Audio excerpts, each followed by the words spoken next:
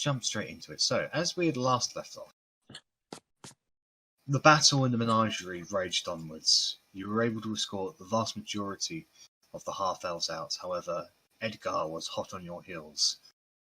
You were able to convince a good number of the heads of schools to join with you, about half of them. Verity went back to rescue a frightened and stunned Hunk Manners, and just when it seemed that she got through to him, Edgar stepped in and brutally murdered him. However, Verity was able to get out of there. He followed you, but you were able to get through the teleportation circle, and a single half-elf stayed behind in order to disrupt the teleportation circle and effectively blow himself up with a fireball. And that's when you all stepped through. He came out onto the other side to a rundown shack in the middle of a forest. It's peaceful, quiet. If it wasn't for the fact that the sound of thousands upon thousands of people kind of just split the air. It's very noisy. And as you sort of gain your senses, you have a look about. Take note of where everybody is. So, you've been busy on this map. Yeah, I have. It's because somebody's made a comment. People. They look the same happy people when we came out of Greenfold. Because there's only one kind of token that I can get for like large crowds, and it's these people. So no, that's fair. It's perfectly fine. I'm only playing. I may have actually just copy pasted from their side and just moved them about. Sounds perfectly reasonable. Anyways, so you all have a look around.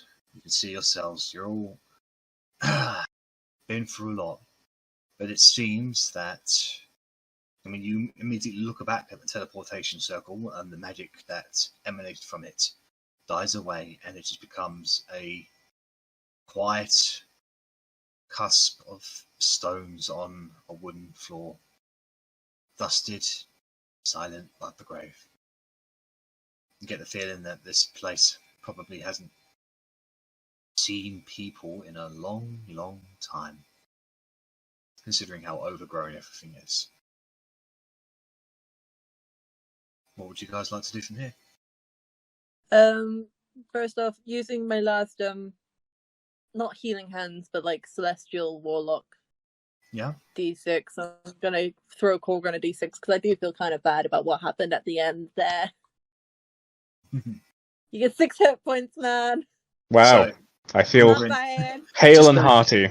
Korgrin, just as you're noticing all the cuts and scrapes, and you're out of breath, and it's like, and all of a sudden you just feel a nice warm I feel like it's right about before he's about to turn around to give me a scolding. It's like you turn around, like just look over your shoulder, and you see Verity there with her hand up, a little bit of golden emanating from her fingers, and realizing that she tried something, and it feels a little better.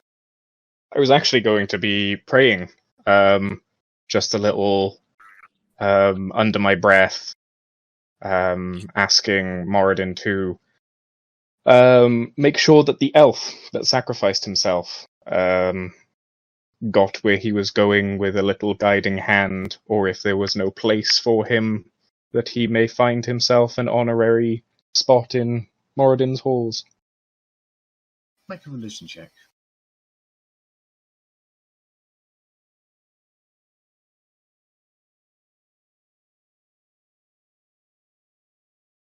There's a brief leaves around your feet rustle, and the breath of you're used to very cold wind at this point, and a wind sort of just passes through your hair, through your face, and whilst it's not warm, it's definitely warmer than what you've been experiencing for weeks. But you get the feeling that maybe, just maybe, someone's listening.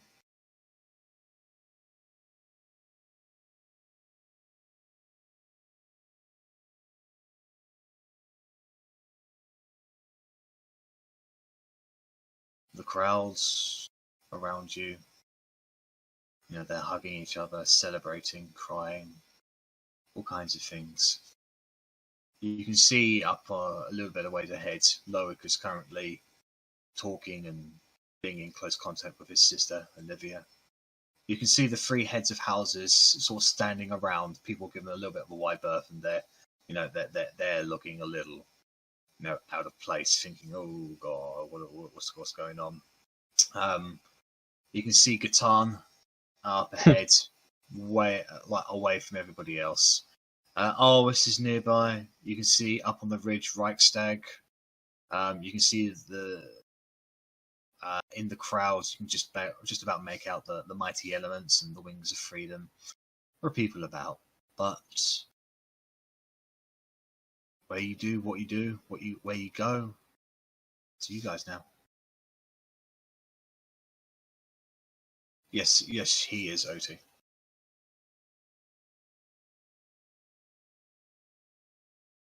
If you're speaking. And There we go, I can hear you now. me? Yes, I saw you. Okay. I couldn't hear anything. Arri wants to go find a spring, have a bath, and then sleep. She is needing to recover from this poison. Alright, so you make your way out into the crowds. It is pretty dense. I want you to make go and make a nature check, please. I am going to check one of my feats first. Sure. Only Both because... halfling. Well, I'm in woods, and that's one of my terrains. That's right, yeah. It's a wisdom check. Is nature a wisdom? Yeah, nature is a wisdom check, so you have advantage on it.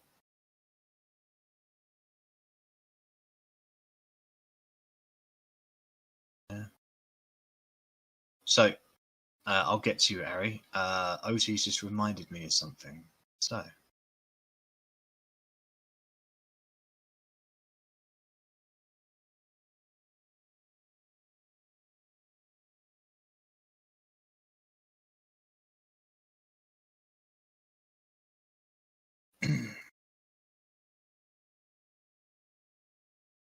Otti, let me just have a look at the message did I send it to you on Discord?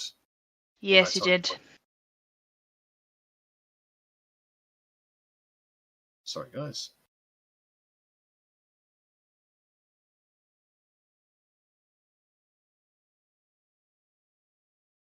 Right, so it doesn't apply because it was for somebody else.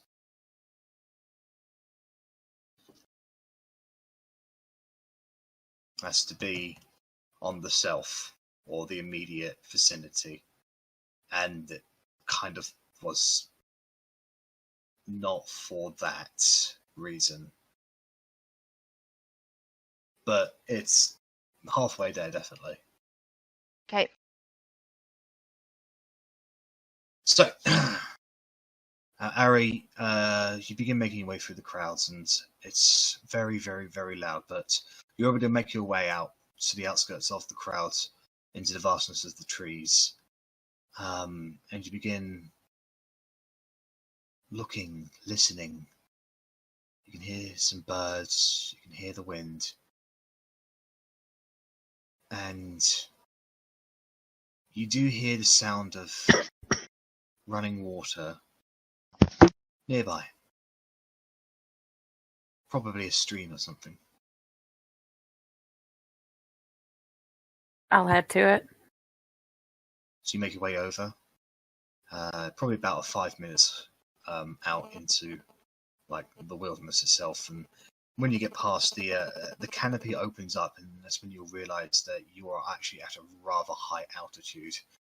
You are in a very forested set of mountains, and you can through that canopy you can stare out into the plains and the lands below. They go on for quite a ways, and at the very cusp of it, very, very cusp of the horizon, you can just make out sort of greyish-like clouds, and a few of the mountains are tipped white, and probably where the ice mountains that surround the borders of Jareth Jukai begin. And you proceed onwards, and you find a gentle stream, probably only like 3 feet in depth, a short hop across. Most likely a watering hole for wildlife. I'm 3'9". 3 feet is a very deep bath for me. Yeah, I'm going to bathe. Alright, so you get in. The water is surprisingly pleasant considering it's not freezing. But don't get me wrong, it's not warm, but it's acceptable. And it's relaxing. And at least for a few moments, the pressures and pain of everything that's happened just disappears, and you just briefly appreciate the fact that you're finally once again in nature. I'll lean back and kind of float on the top and just exist for a bit. No responsibilities or missions weighing on me. I'm just a halfling in a pond. Yeah. So whilst Arri has done that, what are the rest of you doing? I would like to go and have a very uncomfortable conversation with the Mighty Elements. Okay. So they are looking pretty out of place. Glory definitely is like, let's keep a stiff upper back, yes. It's just keep mindful, keep weapons sheathed for now, guys. We'll see what happens. There's a lot of uncertainty amongst them. But Weapons sheathed as a guy that killed their teammate walks up to them. Yeah, please do. You walk up to them. The Dragonborn see you coming, and they immediately scoff and turn their back on you. Glory looks at you and goes, do not mind them. They are hard to like. I feel they have many reasons to dislike me, and I owe all of you a very big apology. I did not expect to receive, because I killed Sarah the Bronze, was it? Someone the Bronze? Sora, yes. Sora. You killed her in combat in the arena, which is what we signed up for. We know that death was a possibility, and we signed up for it anyway. And I understand that. It was still not intentional, and it was not what I meant. However... don't get me wrong, you died in turn, did you not? I did. Revenge was had, albeit briefly, unfortunately. Dragonborn, fortunately for me. Dragonborn's stubborn like that. They'll come around. Okay. Well, mainly I wanted to say how pleased I was that you decided to fight with us and help us back there. It was a tense situation. Things could have gone either way, and I appreciate your help. I am really surprised that we'd agreed to join you as well.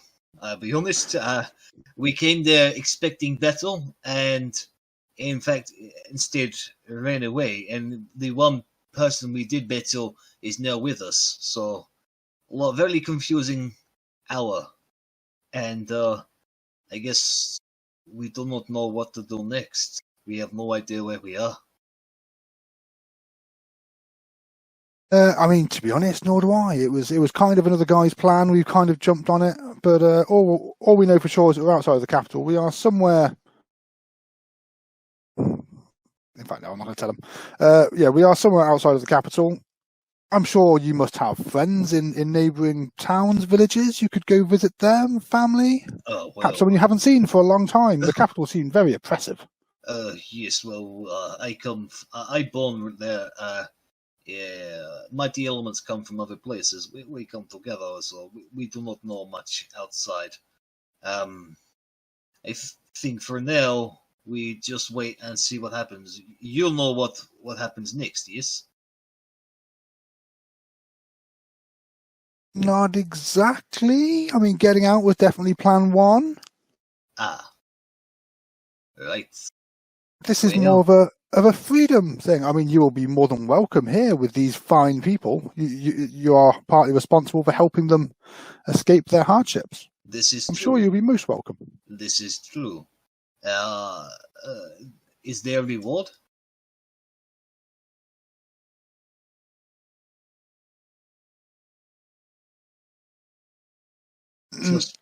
I'm more used to receiving rewards than giving one.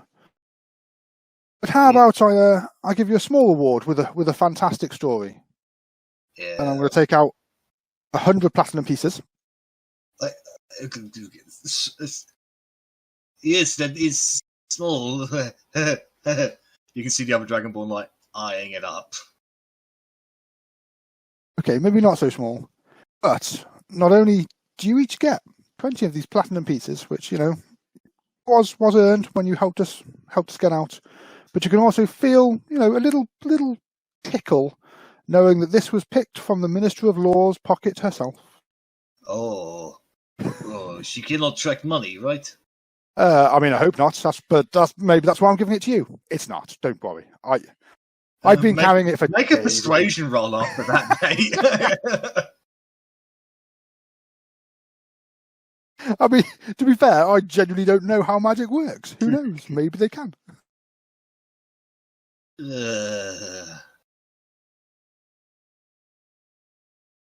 Bellatrix, if you don't want it, I'll put it back away. Bellatrix, you take money. What? You take money. You hold on to it for now. Why me? Because you are shiny and you have large armor in case lightning strike down. I'm sure heavy armor is the worst thing you want if lightning strikes you. But okay.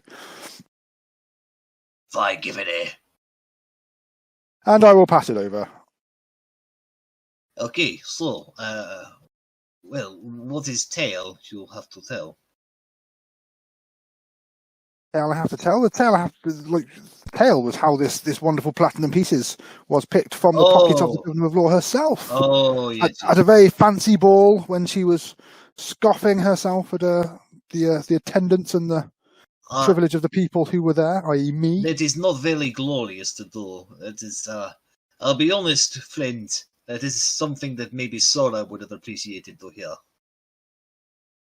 The rest of us, well, I speak for them at least when I say that they're probably, the story of how much you stole from someone is, well, it's not impressive to us. I doubt she even noticed it was missing, and I'm sure you can put it to much better use than she ever could. Oh, yes, I can think of many brothels to go through with this. All right, maybe exactly the same use as she did. I don't know what she got to in her spare time. Making laws. Yeah. But yeah, no, that's all I wanted to say. Half apology, half thanks. Well, and I will... when you know what is happening, come tell us. Maybe we can be of more assistance here. Certainly. You'd be more than welcome to accompany us on our adventures. Well, we hit hard and we are now looking for a job, as we are probably no longer allowed back in our arena. So, yes, we shall consider what you have to offer. I mean, there's plenty of work out there. Not every work has to be fighting in an arena, But you could open a bar. Why would we be bartenders when we are warriors? Have you ever been in a bar on a Friday night? Bartenders turn into warriors or the place gets trashed. If you think a drunk person is a good idea of warrior, maybe we should go back into the ring again. Maybe one day we will. But until that day, thank you. Very good. That's what done, yeah. I'm going to back off very, very slowly. So, I mean, that went better than I expected to be fair. Yeah. Well, so Ross Rennas has been speaking with them. What are the rest of you going to be doing? I mean, Otti, Bellatrix is going to be sticking to you like glue, so... I just want to make sure that probably just go around, make sure Arwis and the other people that we rescued, like Elle and Ruan, Ruan, yay, are okay, and everyone else is okay, and they're doing okay. Elle and Ruan are absolutely fine. Marriott and the orphans are a little scuffled, and the children are Yes, please. rather upset, because obviously they lost a few people back there. Arwis physically seems fine, but her right arm is still not moving. Like she's having trouble, like feeling it, moving it, doing stuff with it. try and medicine check that? Because she's right next to us. Yeah, sure. I'm not very good at medicine. I am not very good at medicine. Her arm's not working. When did it stop working? What are you asking your character or endgame? Yeah. You got to her and she says, well, right after that rat-looking fella hit me in the arm or the shoulder. Anything special about what he hit you with? I don't know. I was just focusing on keeping the barrier up. It just feels all pins and needly, you know?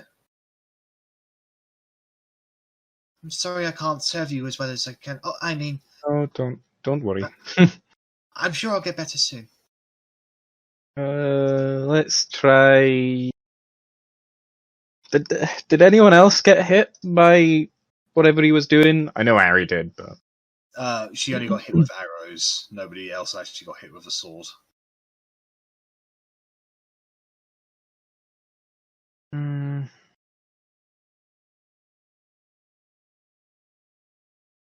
I'll give it a go. I can try something else tomorrow. I don't know what's ailing you, but if we're talking, it's a grab bag of potential ifs or buts. It might be that. It might be this. I'll try this, and I'll just lesser restoration, see if that works.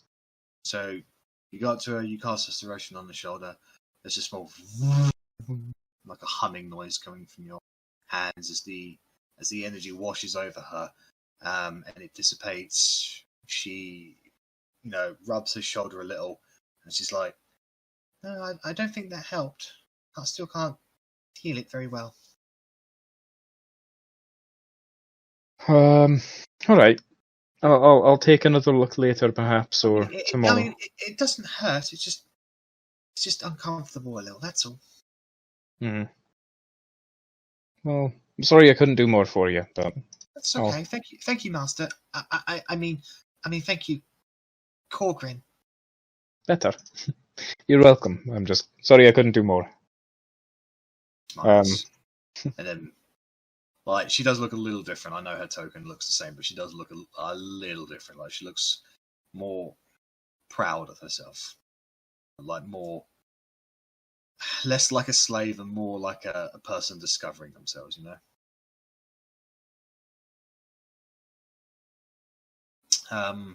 Is there anyone in particular you wanted to speak to, Otti? Because I just gave you the general how they are at the moment. Not particularly. However, I might use the medallion of thoughts to cast detect thoughts, and I just want to, if possible, brush over as many people as possible, and try and get a general survey of how. A lot of people are going to be feeling anxious. Is there anyone who's feeling angry out of all these people? I don't think I'd get all of them, but I'd get some of them. Just a general feeling. I want you to make an investigation check, please. Yeah. Because you have to focus your mind on one creature, like bit by bit. And you can only do this for a minute. So I'm good at these. It's a constant. I think it's lasts an hour spell. No. Detect thoughts is a minute. Oh, sorry, it is a minute. Sorry. Yeah. Loic is definitely angry, as is Olivia. Actually, you're quite. You only briefly glance over at Olivia because you don't have a limited time, but the brief thoughts that you do have from her are they're not pleasant, shall we say. Even if she's got a very blank look on her face, so you can clearly tell that she's internalizing a lot. Other than that, maybe a couple of the more warrior, like young men looking people that didn't fight, even they're pretty angry. More in the sense of they wanted to kill more humans before they left,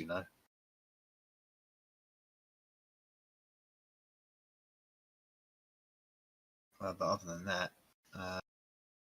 there's nothing else that you can find. Okay. all I'll do for now, I'll just take a pew down on the floor. Like, me and Bella will go. Sure. Sit over here. Just sit down. I'd be open to anyone who wants to chat to us, but just like sit down on the grass and rest up. Yeah. Okay. Verity, what would you like to do? First off, are we at the fort now, or do we have to travel there? You are nowhere near the fort. You're like days and days away from the fort. Cool. It's just like the closest main settlement to you. First, if it's possible, I'm going to trace the teleportation circle into my book. Yeah, sure. Spend a few minutes to do that. It won't be an issue. Also, can I just have something clarified for me? Yeah. Because I have my tome feature with my pact with Toby. Toby? Not Toby. Steve. Pact with your own thing. That's amazing. But then I also need a book for my ritual caster feature. Could I just have them be the same book? Yeah, if you want. I don't mind. Like, just have Steve take my ritual book and turn that into the tome. Let me cool. Double check the exact wordings on the tome, but it should be okay. I think it's you're given a book by your celestial guardian, but it's if I just have my ritual book and I'd be like, can you just turn this into it? Yeah. I mean, I can't see how that will come back to unbalanced things at all. It's just the same book, so it makes it simple. Mm-hmm. Thank you. Okay, I'm not entirely sure what I want to be doing because we've got a journey ahead of us. So I assume we're going to just spend a long rest here for now before we start moving people. I mean, obviously I would have apologized to Korgrin about not being able to save Hunk. Well, I'll apologise to him. I kind of fucked that one up. He became chop suey. Wow, are you addressing Korgrin right now? Well, oh, okay, because that sounded like Verity. That sounded like Georgia still. That's why. I'll just. She just stood next to you, not making eye contact, because I don't like apologizing, but I couldn't do it, and worse fears are coming to light that I'm a failure. So just take it and go. I'll just look you up and down, see how much blood is on you, viscera. I mean, I probably had some of him on me. Can you bring him back with that? Yeah. What did you do with his hand, by the way? See, this is the thing. I was I'm probably still holding on to it because, shell shocked, I'm just yeah, so gripped and not let go. She's so unknowingly, just the shock of it all. You look down and you can see a severed human hands in her hand.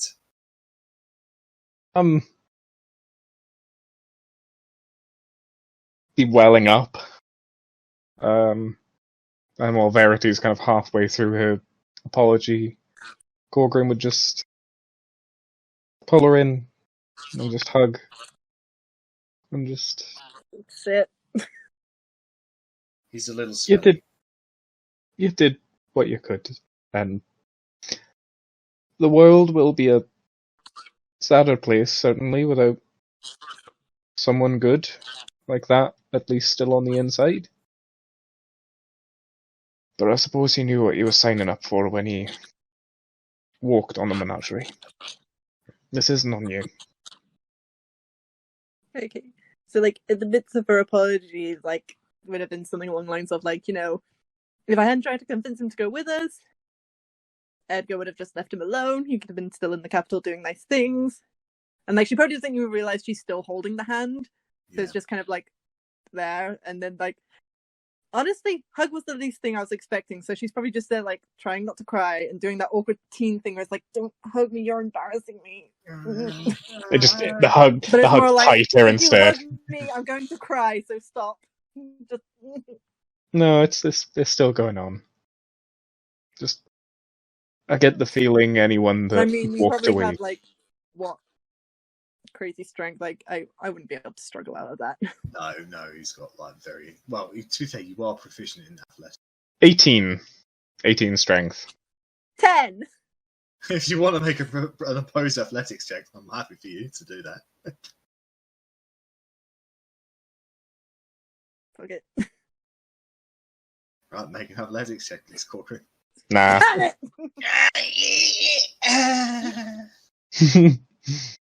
Instead, it just gets tighter and there's a bit of air squeezed out of you. Just Oh wow! I think you actually unclicked something back there. Wow. It feels nice. It feels fatherly. Something like that. I wouldn't know. That's why it's something like that. Yeah. One thing's certain, Bliss never hugged you. Yeah. Usually the hugs that I've received have always come from someone shorter than me. Like, this isn't the time, but how's the beard? Because you're probably right in it. oh god, wait, am I talking? Actually, no, yeah, I don't know. Yeah, you guys would basically be shorter than Verity. No. So Korgrin is an average dwarf, but Verity is a short human. So I'd say you're maybe like an inch taller than I'm Korgrin. like Verity. 4'8".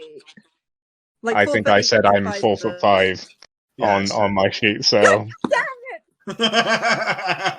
She's got 3 inches on your Korgrin. I'm cursed to short hugs for the rest of my life. That's what I say to most women as well. if you just cuppy down, you can.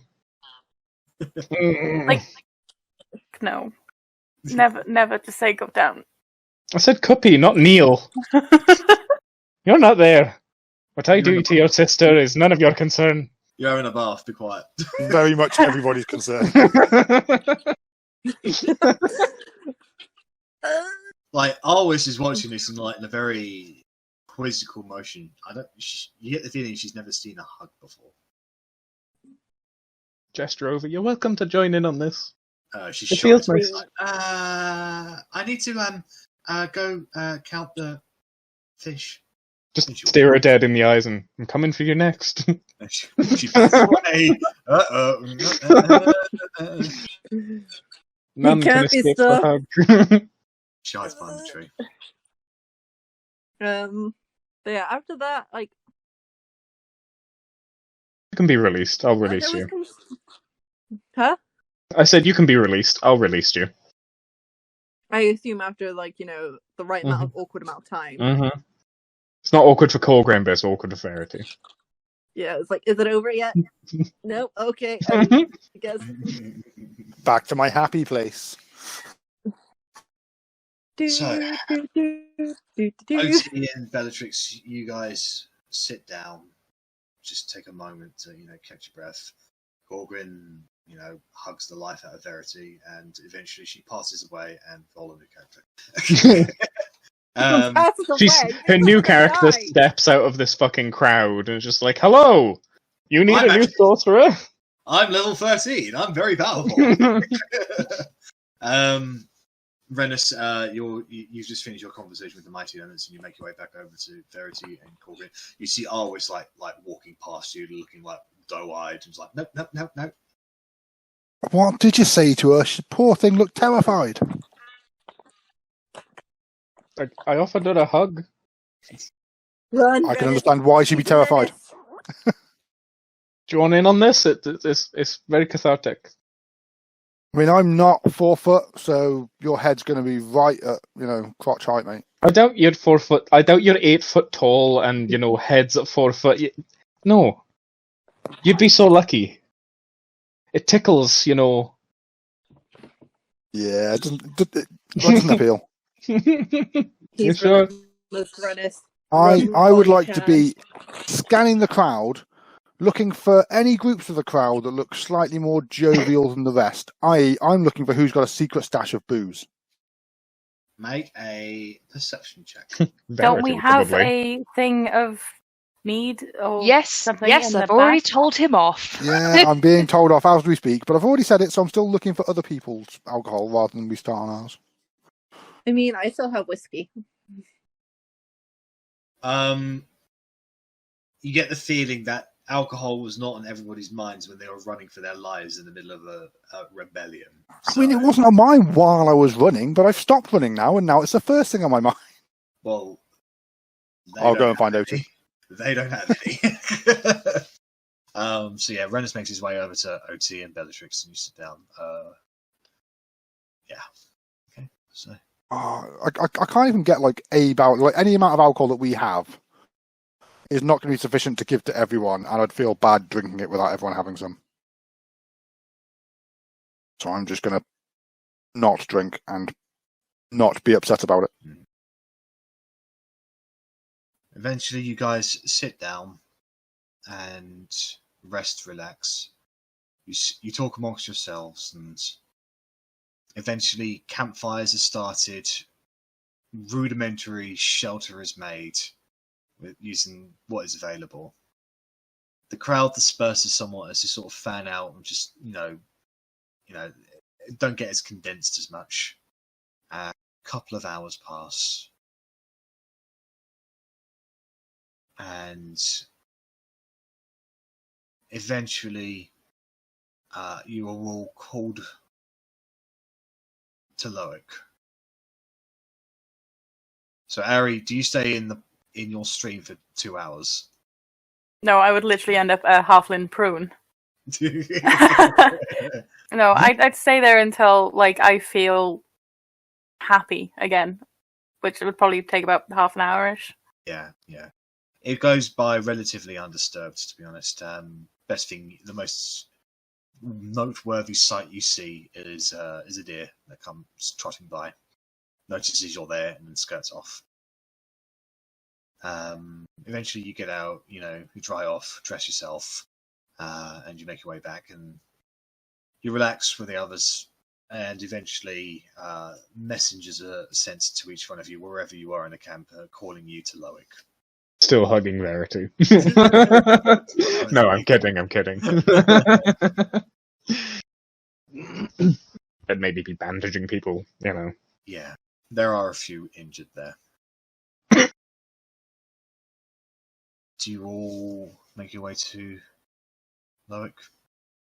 Yeah. Yes. Is he still behind the bush? He's about, basically. Olivia's sticking with him, so. If he's just where I can see him, I'll wait for everyone else to go and then go, and then get up and go there. This is a meeting. This could have been an email. I want to be making dirt angels, and I have to go to a meeting. Alright, come on then. Let's go. I don't know, I don't do a very good Lesley impression. That's almost as good as your Loic impression. Well, howdy, y'all. Well, howdy, y'all. I'm Loic Ruvain. Well, it's a good thing we got all these half-elves out, because, well, gee, they would have been killed. Uh-huh. Okay, as you all come together, Loic looks at all of you, and he looks genuinely happy. You've seen him. He's always had something of a dark expression over his face, like he had the weight of the world on his shoulders, and now part of that weight has been relieved. And he looks at you and says, I just want to say, everyone, thank you. I really mean it. The fact that so many people stand here, nearly everyone, standing here away from that frozen hellscape, we're safe, at least for now. We can rest. We can have a sun on our face. A lot of these people never even seen the sun. And it's all thanks to you. You guys did it. We wouldn't have done it without you. I see that now. Just finished off the plan that you've been working on for years, though. I mean, this is your mission. This has been your life. We just happened to be in the right place at the right time. I always wondered to myself why I left in the first place. Did I make the right decision to run away? And then I met you guys in that little tavern, building, house, room. Shithole. Yeah. And then Hey, that was a headquarters. And I was assigned to look after you, to assist you. I I had no idea what journey my life would take just by doing that. We've done a lot of shit together. A lot of shit. We've killed some pretty insane things together, and now we saved my people. If there's anything I can ever do for any of you to repay this, I just ask it. I'll do it. I am a god, and I have a religion after all. So, you know. Here's the first request: stop referring to yourself as a god. Sorry, one at a time, please. Sorry. Carry on. Sorry, do you have a pair of glasses worth 100 gold? A pair of glasses worth 100 gold? Yeah. No, sorry. I use my focus for everything. Okay. The first request about you repaying us is to stop referring to yourself as a god. You've done great things for these people, but, you know, really, we fall beside you, and if you're a god, then you're holding back, and why are we doing all the heavy lifting? Well, I mean, you know, I do have Ezekiel inside of me, and we did kill him we put him into a slumber he ain't going to be waking from anytime soon together. I mean, that basically makes me something of a deity.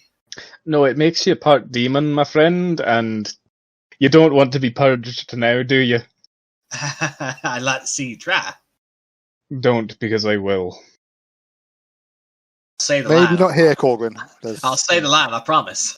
Mm. I'm warning you. I'll say the line. I wouldn't. Oh, Georgia, that is that's lovely. Mm-hmm. Wow. Just let it happen. I'm going to give that a well-deserved heart emoji. Nah, it deserves bread. Everything is bread. You drew that proper quick, Verity. Well done. She always does. Everything is a quick doodle. There we go, for everyone else who wants to bread too. That saved me scrolling down for it as I was coming doing.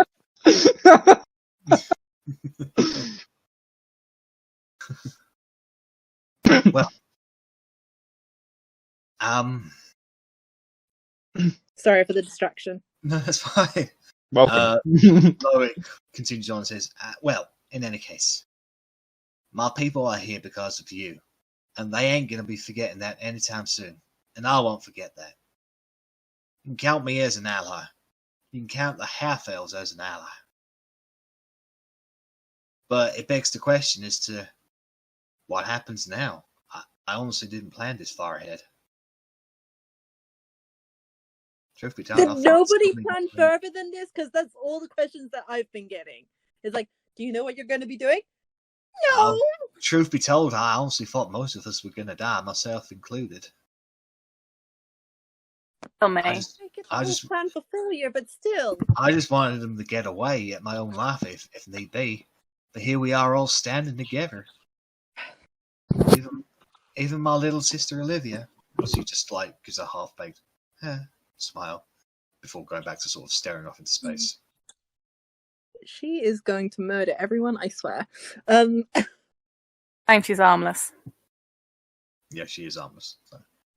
She's unarmed. I guess you could say she's not a handful. She could never be a handy She could really use a hand or two. I can't really put my finger on it, but I don't know what's off. No arms.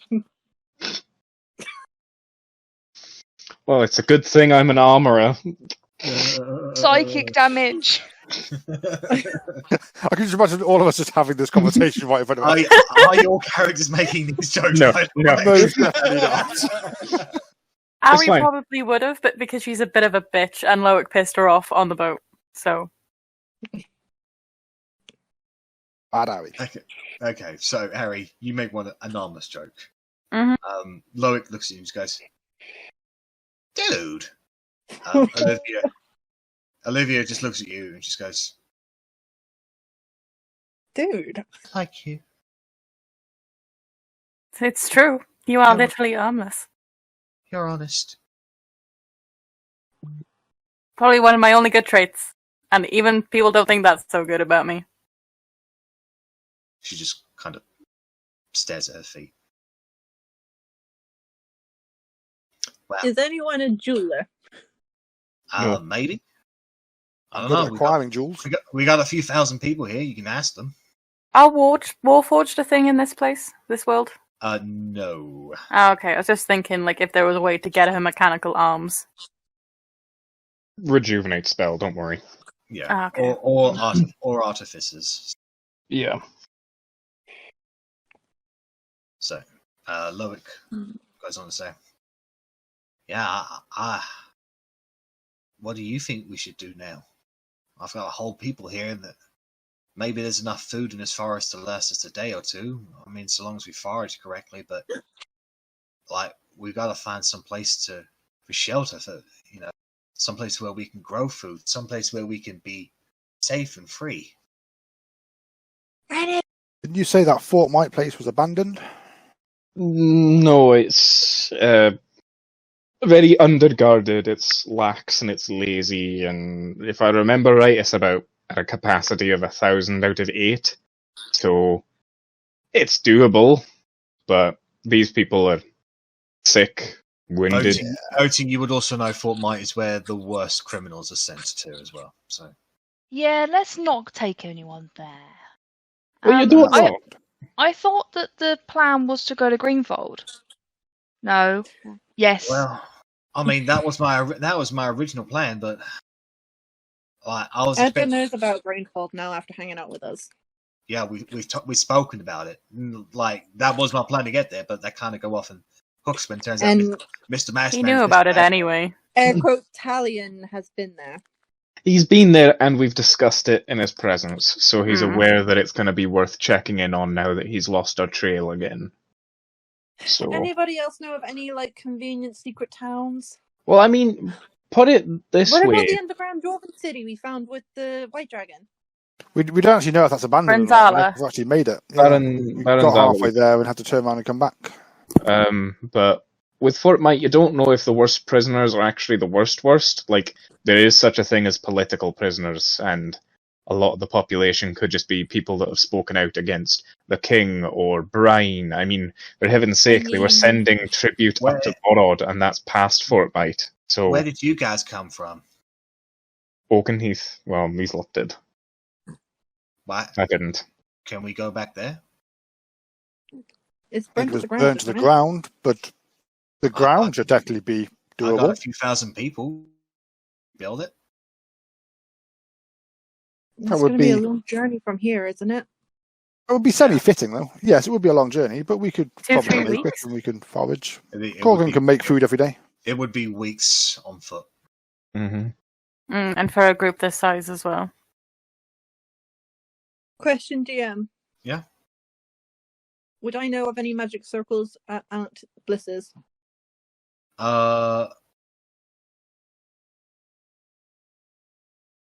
You would, but she would have made an effort to make sure that you never traced it. She didn't want she didn't want you learning that much too quickly. Like she wanted to control your power. Such a bitch. Yeah. Also, I'm just gonna kind of like whisper to Rennas, like, Rennas, I got 2 balls of moonshine. Chug chug. So as you guys sort of stand there contemplating this, you can see coming down the steps of the nearby, or nearby to you, Gatan coming towards you. But all actually, he's not really walking; he's more of gliding with something of a like you can't see his feet. You just see his cloak, so he's kind of like drifting across like death a little. Hoverboard. Yeah, he comes to a stop just behind you guys. He goes, I'm sorry if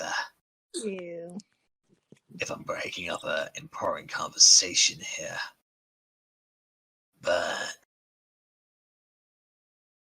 we found something.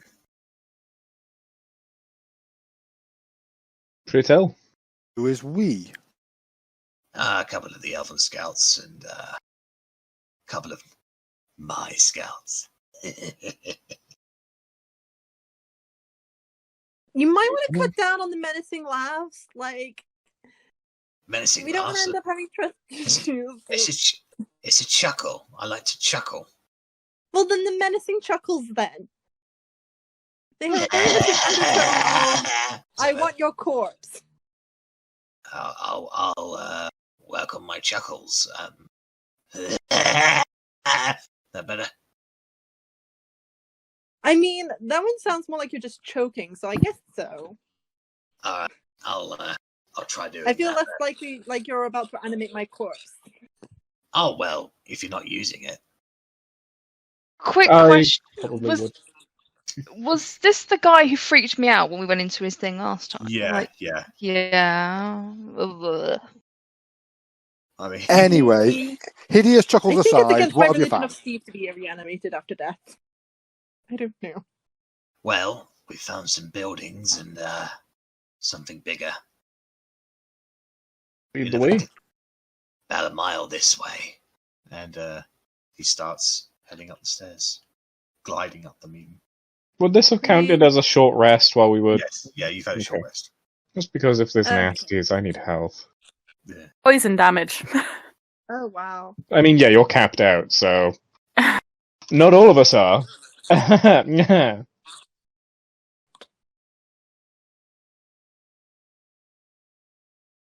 16. Because I am on, like, 5th level health right now. Do you really think I'd throw things at you guys at this point? Yes. Yes.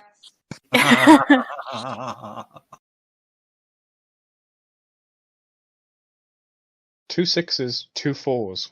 Why? Why and how?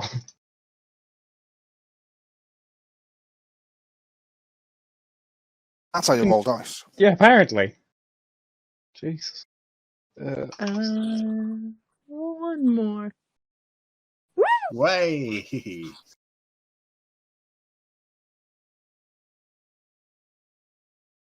Oh shit, I'm all back at health.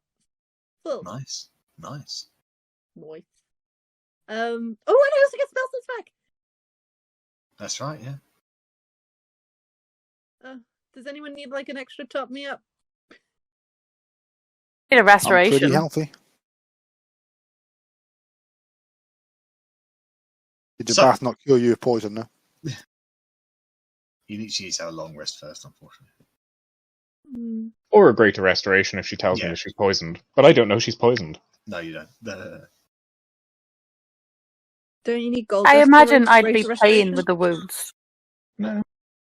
I don't even have it prepared, but I could lesser restoration it at 5th level. Like as he walks away, I will just say to people, like, I'm not feeling too great. He had something on his arrows when he hit me. I don't know what it was, but I use a mage hand to poke it. A bit of goo, like black goo, squirts out. Yeah, well, Ew. that's beautiful. And you've just had a bath, and now you're covered in black goo already. Just kind of Kinda wipe it off. It's kind of like pus, basically. 69. I think I need to sleep.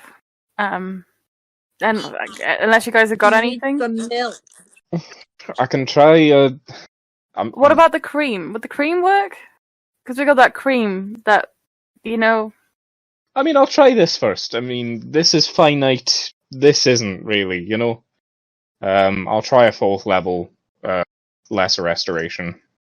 You cast the magic over the affected wound area, and you can see the black veins that subside over the wound retreat a little, and this kind of solidified ooze drop comes plucking out of the arm, and then just dissipates into spot. Arri, you feel instantly better. You have been cured. Roll and hit dice. Thank This is you. why we communicate our needs. I told you. Eventually. Could have done it like 3 hours ago. Like, really? I thought a bath would help. Baths are well known for their poison curing properties. How am I to know it's poison? Yeah, fair.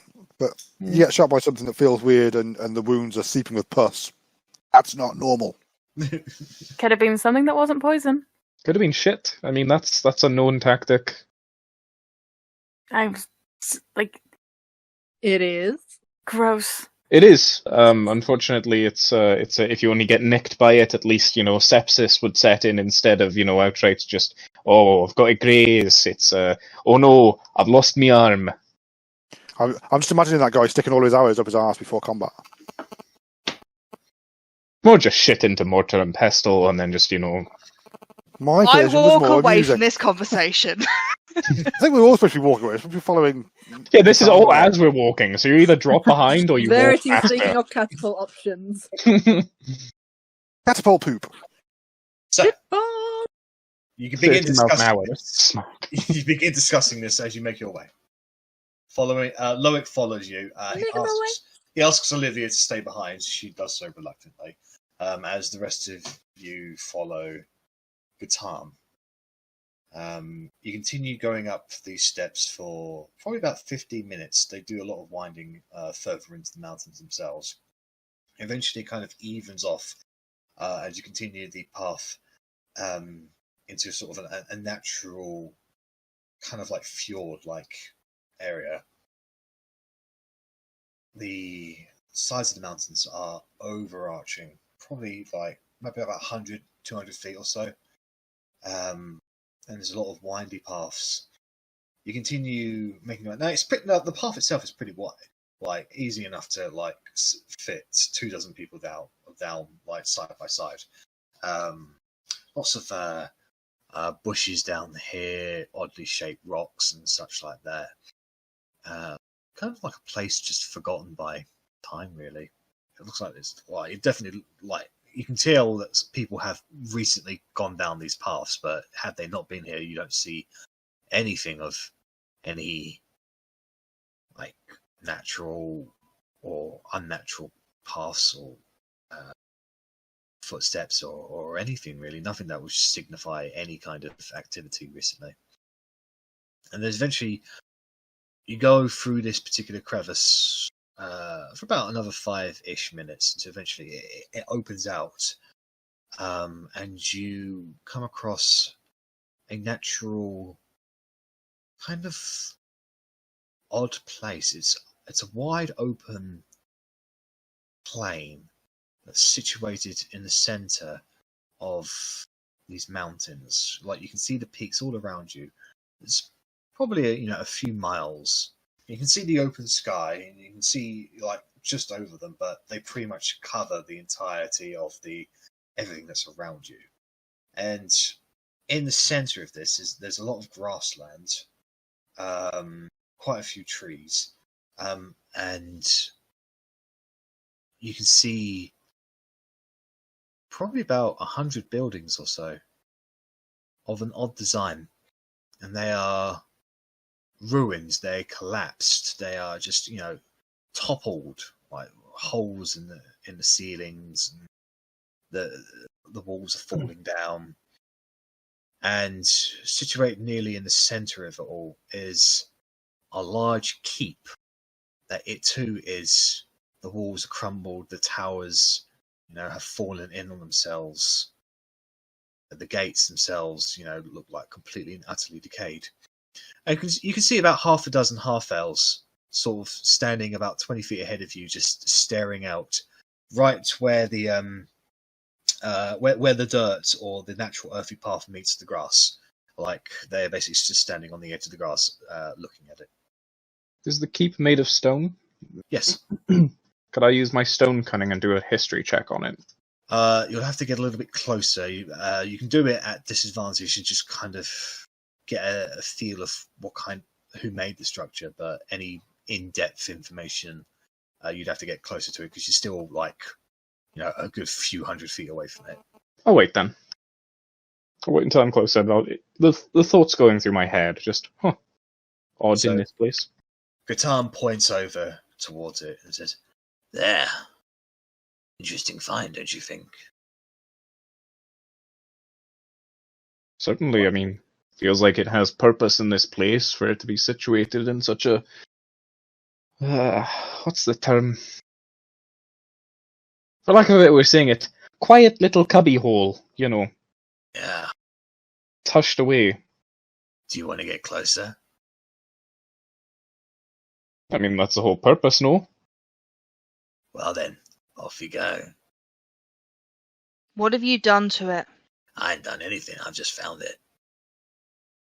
The half-elves are, like, smirking. Inside. Go ahead. Oh, spicy meatball! He spent too much They appear to time with be. Verity's bullshit. They appear to be playing an inside joke on you. Right, what are you telling us? Well, I was hoping you'd find out, but by walking. But you see that threshold there where the dirt meets the grass? There's some kind of barrier there. We can't get across it. Straight into a barrier? Well, it's not a physical barrier or anything. It's like you don't want to move forward.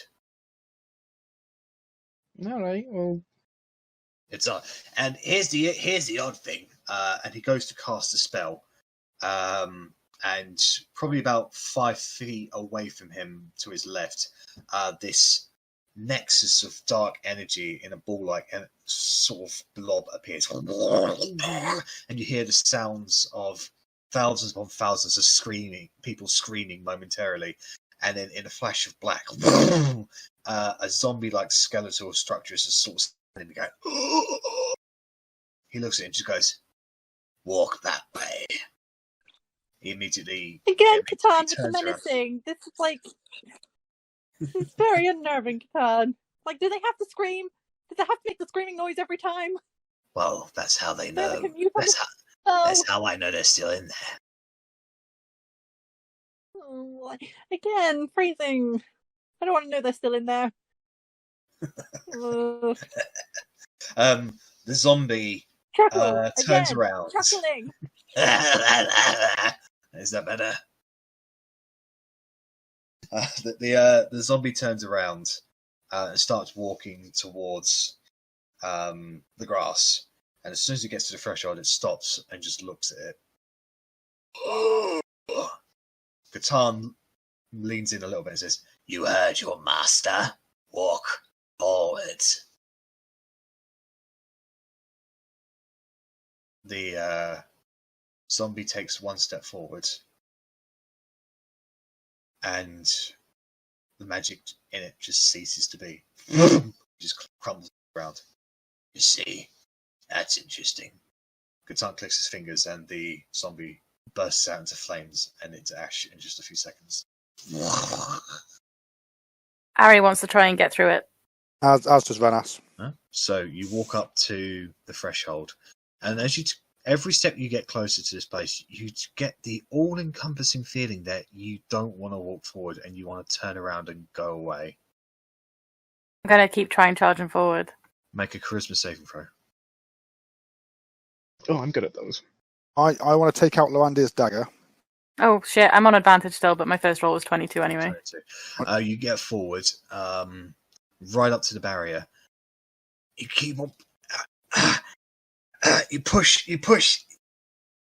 and then you are walking and you're running, and you open your eyes and you somehow inadvertently turned around and running back towards the party.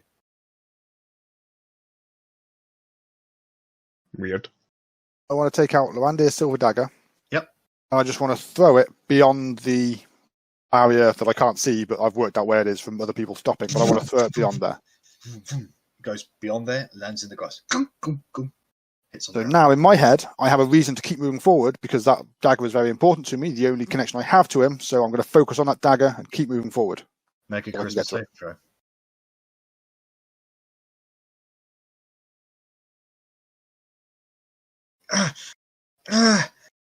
Like, you want that dagger so much, but you just don't want to go there. And you just kind of stop at the threshold, like, for some reason, like, your adrenaline is spiking, like, your heart rate is accelerated, like, everything about your logical mind is telling you that you can just go over there and pick up the dagger. But your body is just screaming to you, no, danger, danger, danger, stay where you are, don't go anywhere. Like, This seems like it's a little bit more magical than I'm used to. But please work out how to get through it, because I want my dagger back. Can I Can I try?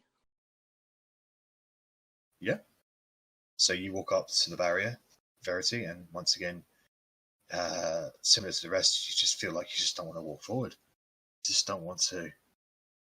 It doesn't feel right. What do you do? I'm gonna go and try and pick up the dagger. Make a charisma saving throw. Oh, I'm gonna fuck this up. 20. Better than me. You keep on walking forward. And your mind literally screams out saying, "No, don't do this!" But you just sort of focus on that dagger. You take a step forward. And you're standing on the grass. And as soon as you step over into the grass, a weight is lifted off of you. And you no longer feel that trepidation anymore. You could walk over I go pick up the dagger. You walk over to the dagger and you pick it up. Make a can you make a perception check, please? Oh, something's gonna just fly down and eat me now, isn't it? Perception. Yes, please. Shit, my passive is higher than that. It's odd.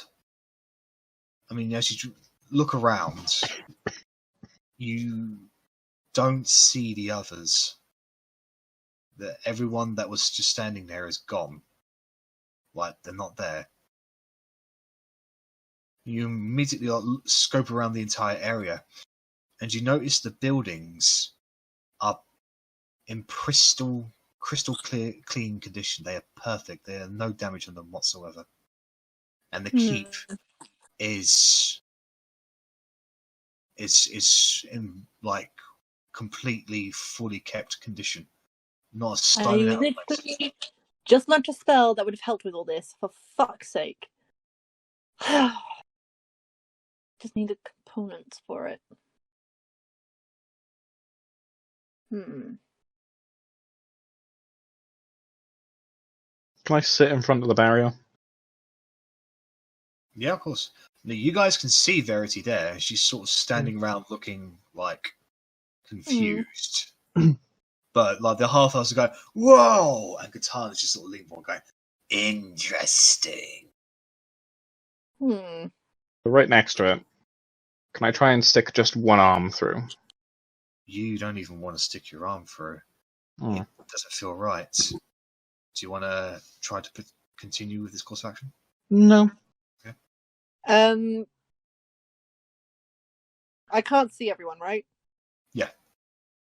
What does it look like where they were? Are they just gone? Yeah, just like natural, same landscape. You just don't see them anymore.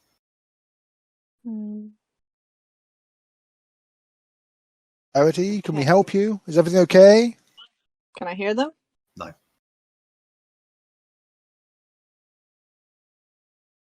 Can I pick up a stone? Yeah. Can I throw it at Verity? Make an attack roll. Fuck. Would your dexterity modifier? Yeah. Am I considered proficient in stones? As a fighter, yes. Okay, fantastic. If anyone's proficient in stones, it is the dwarf, to be fair. +5 plus nothing for dex, so it's a d20 plus 5. Hey, it's a very good roll, huh? As you're staring around Verity, yes, my AC of 14. All of a sudden, there is a brief shimmer in the air, and like you're confused at this, and all of a sudden, a rock comes flying forward and strikes you square in the chest. You take a point of damage. I was wondering why that stone was getting bigger. Then it hit me. God damn it! Now, during that blub blub blub, Fuck you, like, Rennas! do we make eye contact? Me. No, she only sees the like think of it like throwing a stone into water. You get that ripple effect. Yeah, just wondering if during that brief moment there's a view of the sky kind of thing on the other side, basically. But fair. Okay, first off, can I try sending Mage Hand back through? Goes through. you lose sight on it, Verity. Okay, so they have just my Mage Hand floating in front of them. Yeah, so you guys now see this bluish kind of spectral hand just going. Grab it. Okay, first off, it flips off everyone. And I'm going to try and bring it back. It comes back through. No problem. Okay. So with that logic, let me just double check.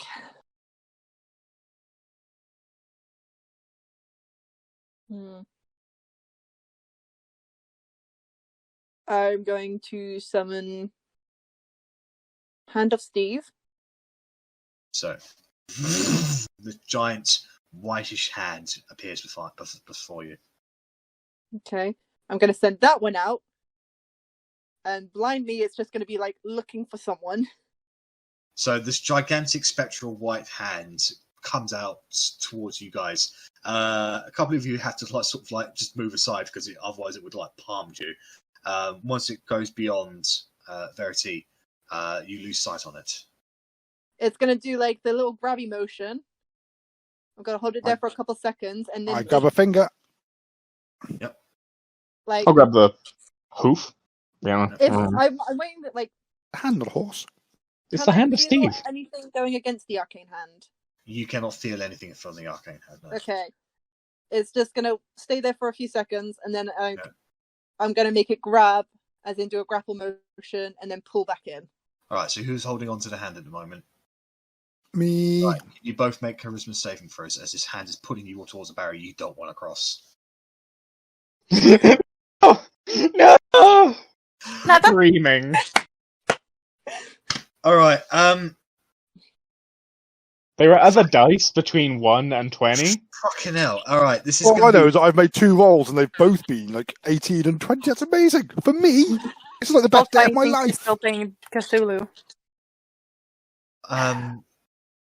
Alright, I did not foresee this.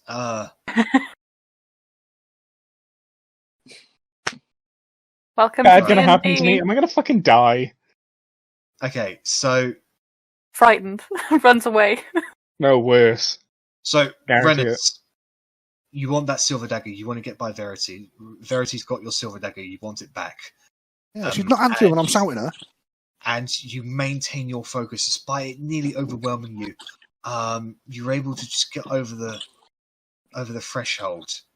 But Korgrin, you don't want to go near that barrier. You struggle against the hand so much. And the hand has a strength of +8. So this is what I was trying to counteract. Once Korgrin reaches that threshold, you lose concentration on Steve's hand, and the hand itself dissipates. And Korgrin, you're on the very edge of this threshold. You're oh, you take a step backwards, just oh god, don't want to do that.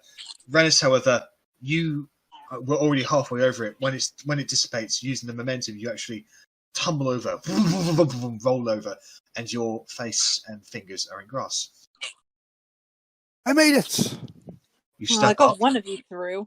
I turn back around and laugh at them all and go, oh, they're not there. Verity, you can I now see throw the Rennas. dagger back at Rennas. It's don't throw rocks at me! It wasn't me. Why would you think that was me? Make an attack roll. I'm not aiming for him. Yeah, you chuck it towards him. That's fine. Ideally, I would like it, if he's on the floor, I would like it to land in between his legs, but knowing me, probably lands pulled down. Make a dexterity check. If you geld me, I will not be impressed. Few inches away from your crotch. Perfect. Holy shit, Verity. It wasn't me. Don't throw rocks at me. It wasn't me. You've seen my aim. I'd have missed you. But you caught you on camera. Wasn't you? Sorry. Weird mood today, guys. So, I guess this is just a fear force barrier to stop people from getting to the fort. Is this the fort that we were? No. And Rennas, as she says this, you look around, you see all these buildings. They are perfect. They're not ruined in the slightest. And the fort or the keep, is immaculate. Sparkles even. Now I'm beginning to feel like this is keep? a bit more of a Hansel and Gretel situation. I know it's shiny, Rennas, but please don't go towards it. But no, it's fine. I only came here for my dagger. But no. But I don't know how do we get anyone else past this barrier? I was just so determined to get this dagger back that I actually had a very, very rare moment of clarity and managed to focus on it.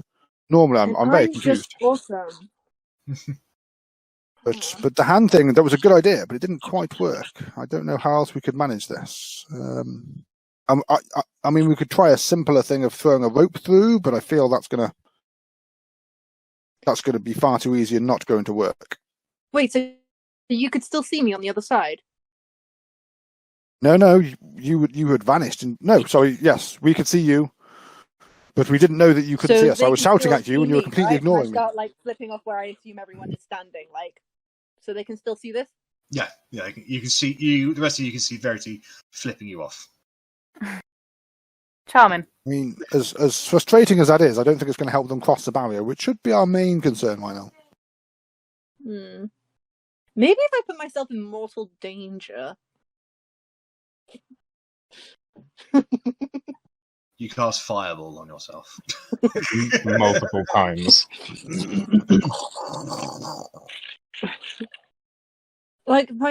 Obviously I want to go in and investigate this place, but I'm pretty spent. I've only just got the 1/5 level back.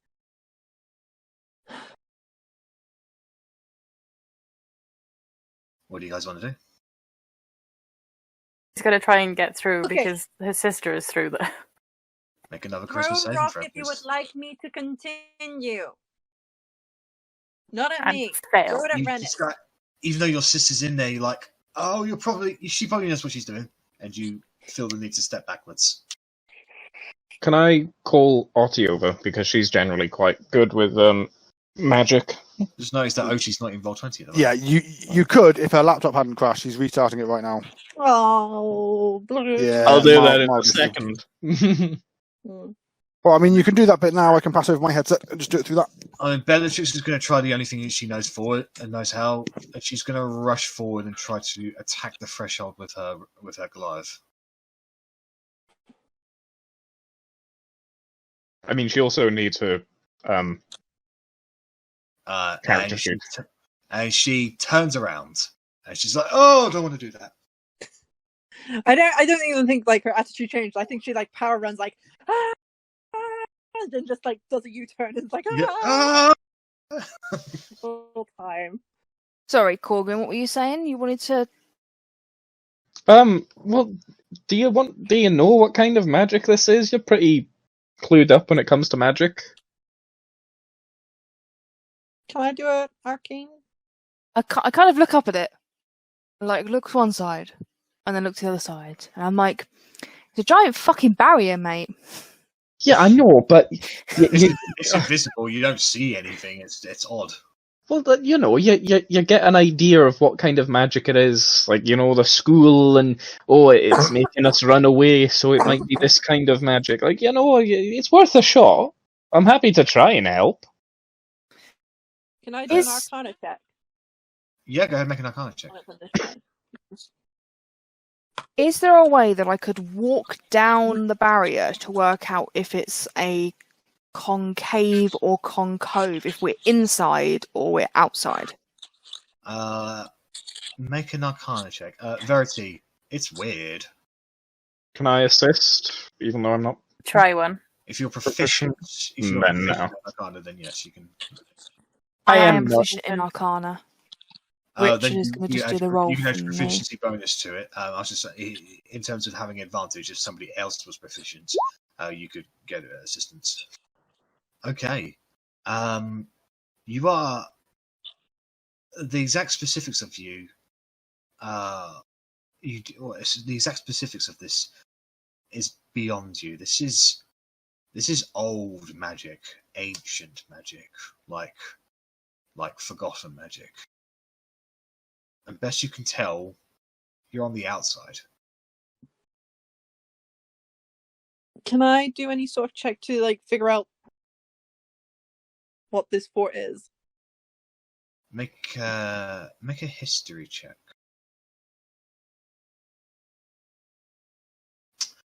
You don't know what this fort is, but the architecture, you've seen it in an old history book. One that was very rare and what Bliss had. The architecture is elven, like ancient elven. And this is close to the capital, right? So this place could have popular. It's geographically yes, practically no. Okay, so like no potential connection to the capital history with them, because they had a history with elves where. Yes, so right? The Jarashkai did used to belong to elves, and then humans.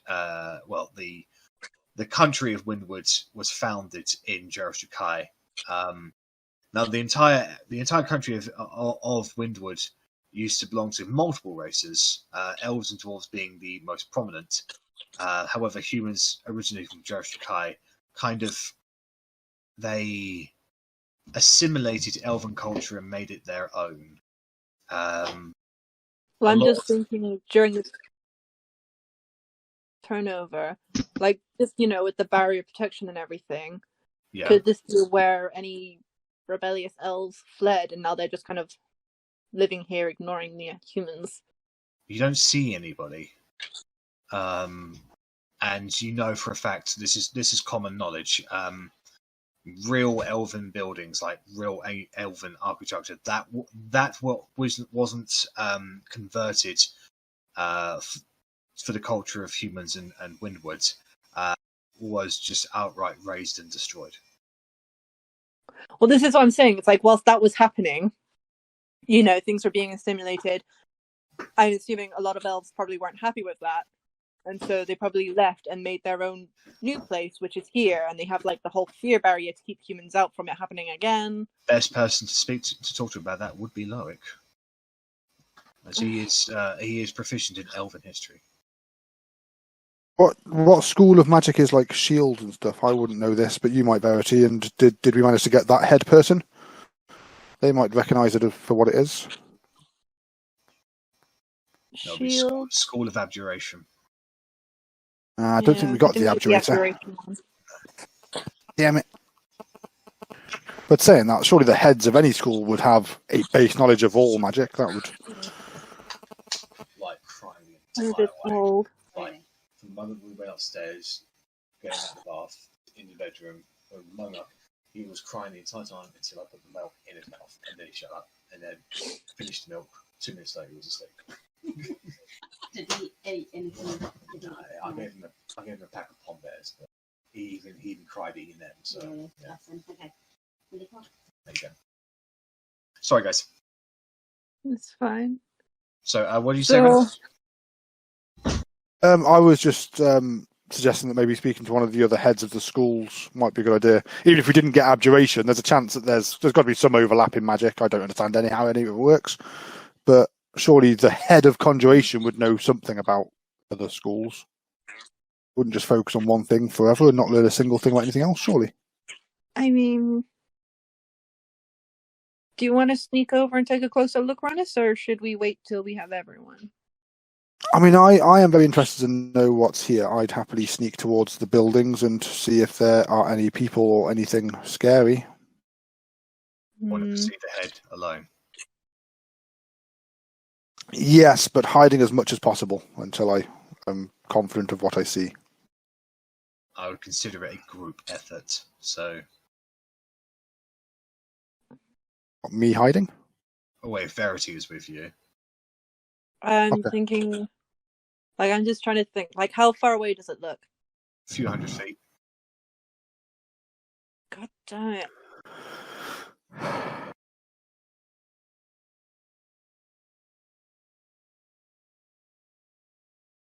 I'll sneak with you. Worst case scenario, I can dimension doors away. Okay. So that's fair. The party on the outside, what are you guys doing whilst they are discussing this? Well, I was hoping we'd be able to figure out what this barrier is, but that hasn't gone too splendid. Well, Otti does come back after a brief walk around and basically just reports to you that this is ancient magic and we're on the outside of whatever this is. I'm just worried because, like, Ideal situation, I would want to be able to leave, have a long rest with you guys, hopefully figure out this one thing I need. You've not attempted to walk outside yet, so... I feel leaving will probably be easier than... outside, I'm going to have to try and make another attempt to get back in. You don't know. No, it may well make us just able to pass through. But to be on the safe side, I'd rather check out this city first. It's possible there are people living here who may be able to control this shield and who may be sympathetic to the plight of all these people. Well, I'm just thinking worst case scenario, Rennas. This whole thinking steps ahead before we do something. We go there, I fuck up on stealth, I manage to get us to escape, but now everyone in the city knows that there's people around, and they start sending out hunting parties, and we have a whole civilization we're trying to protect right now. I mean, that is a possibility, but I also feel that if there are people here and they're advanced enough to create this big fuck-off shield that is really hard to get through, they're going to notice fairly shortly there's people outside anyway. So would it not be better to try and approach them and explain our situation and explain what's happened? I don't know. I feel better if we go back to the party. I don't want to...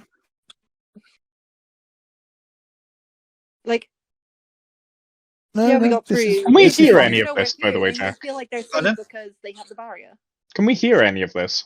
You cannot hear what they're saying, though. So they're just standing there, kind of talking at each other.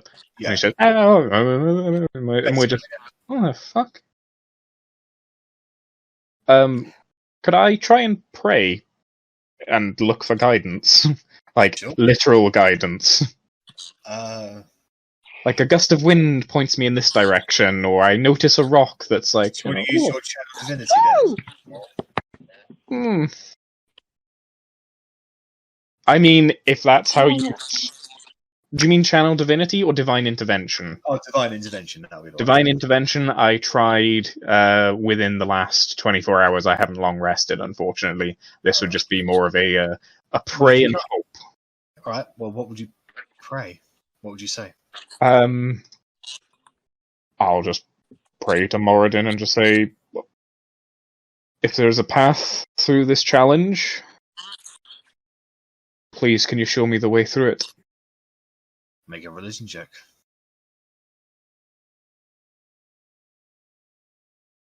Can I just write down the info that Otti came back with, put it on an arrow, and then shoot it to their feet? Goes through the barrier. All of a sudden, Rennas and Verity, an arrow comes out and just lands by your feet. It's got a note attached to it. Korgrin, you get the feeling that no one's heard you today, or right now. Okay. So we're on do somewhere else. And basically, anything you can do to the barrier from the inside at the bottom of my note.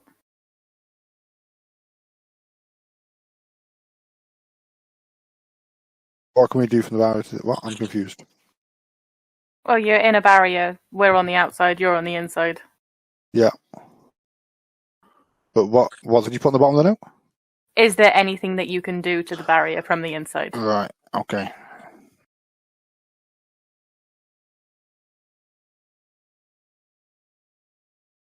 I mean, we could answer via note form, Verity, but if you're keen on going back to the party anyway, we could just walk out and tell them. That seems more sensible.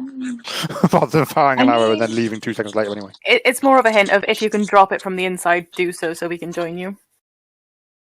I mean, I think we'd have done that if we could. We're not deliberately just laughing at you. I could try and dispel it from the inside. I don't think we want to dispel this before we know... Yes, yeah.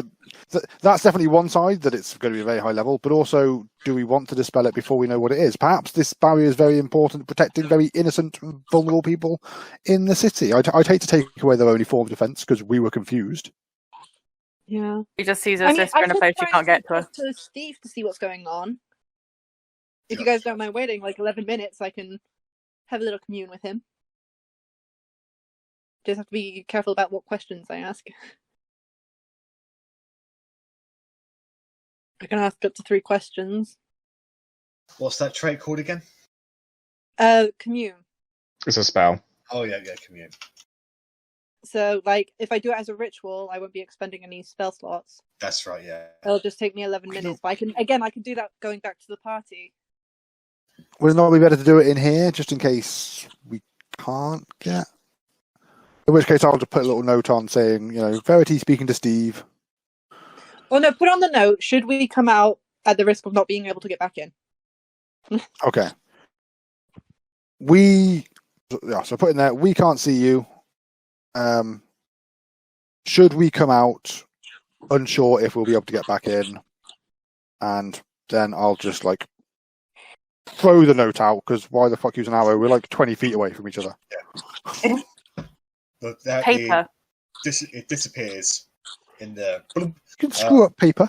From the outside perspective, Rennas writes on a note, folds it up a little, and just throws it at you. Paper airplane! Much better plan.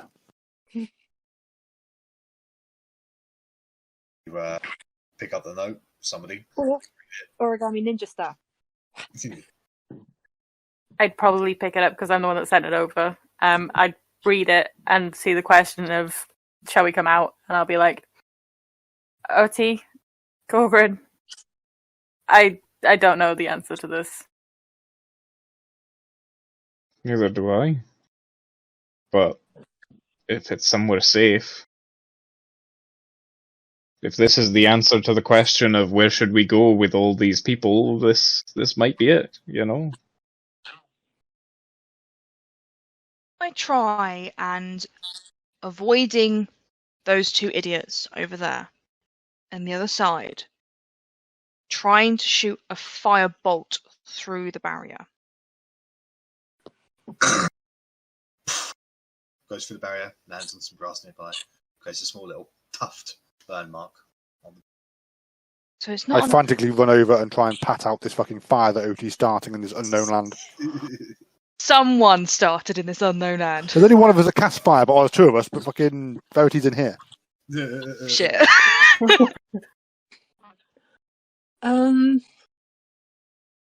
Okay.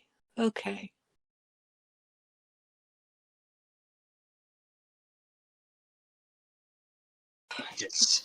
At this point, I think Catan would say, it seems that only magic that compels a sentient being to cross the barrier is the one that fails. You think the zombies are I'm not there. Or they're extension of my will, so... Well, if you were there, that's what you'd say. Okay, I'm going to sit down and start doing a commune with Steve. Totally would have made a joke that would explain why Rennas got through. Questions. Sorry, could you try going one way and I'll go the other way for give it a few minutes and then see how far around this thing goes? If it's just a barrier, a clear barrier, straight up barrier, or if it's domed, this place is domed in the middle of it. Yeah, I'm happy to go one way. I'll meet you on the other side. So, Rennas, you should probably write down what we can see and send it to them because it's different out here. So, you guys, So Otti and Arri, you got any paper? in different directions, and it seems that this particular barrier, it does curve a little, but it goes all the way up to the very rock faces of the surrounding kind of embolment of the mountains, and hits on the rock, and unless you try to force yourself, you cannot willingly proceed any further. So, as in, it hits a cliff going up, or it hits a cliff going down? It hits a cliff going up. So, you are basically in an enclosed area, and the cliffs go up. The only way you can see naturally out is the direction you came. Okay, I was just curious, because obviously I saw, when I went for a bath, cliffs down. So... No. So, so you're on the outside, the cliffs go down, but in this particular area, basically, you went up through a fjord in the cliffs, and now you come. It looks like it will be the peak of the mountains, and you are enclosed. So if there is a way down, you can't see it from here. You'd have to go up because it's pretty steep, and then climb that. Think of it like crater, basically, at the peak of a mountain. Okay. If that makes any sense. Could I try and trust fall through it? Trust fall. Not a spell, so just turn my back to the barrier and then just fall backwards into it. So you turn around, closing your eyes, and once again, like, you go to drop backwards, but you just feel that compulsion that you don't want to do it. Do you force yourself?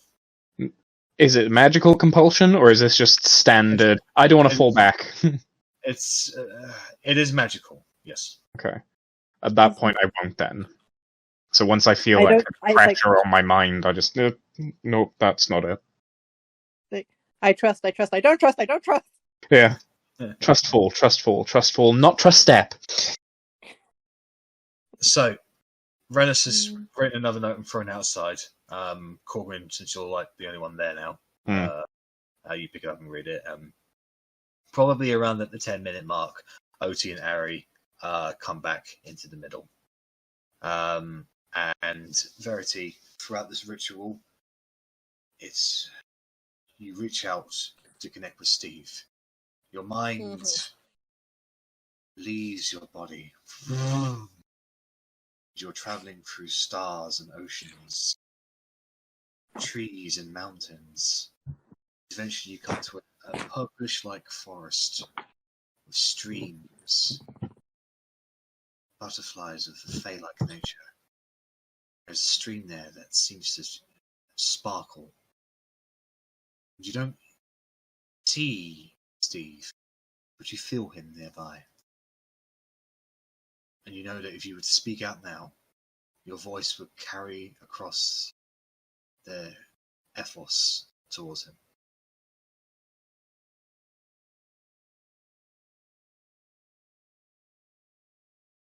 him. Okay. So,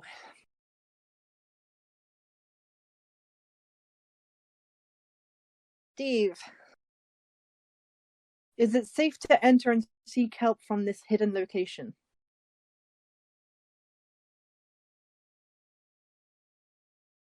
I don't know.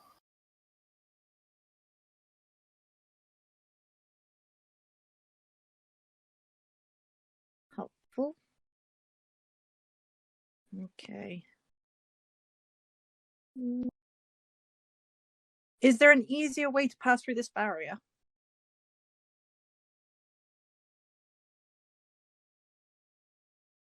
Yes.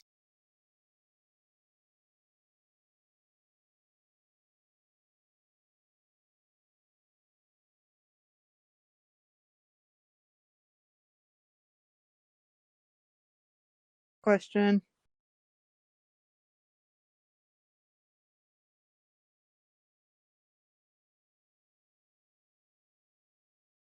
What's your last question?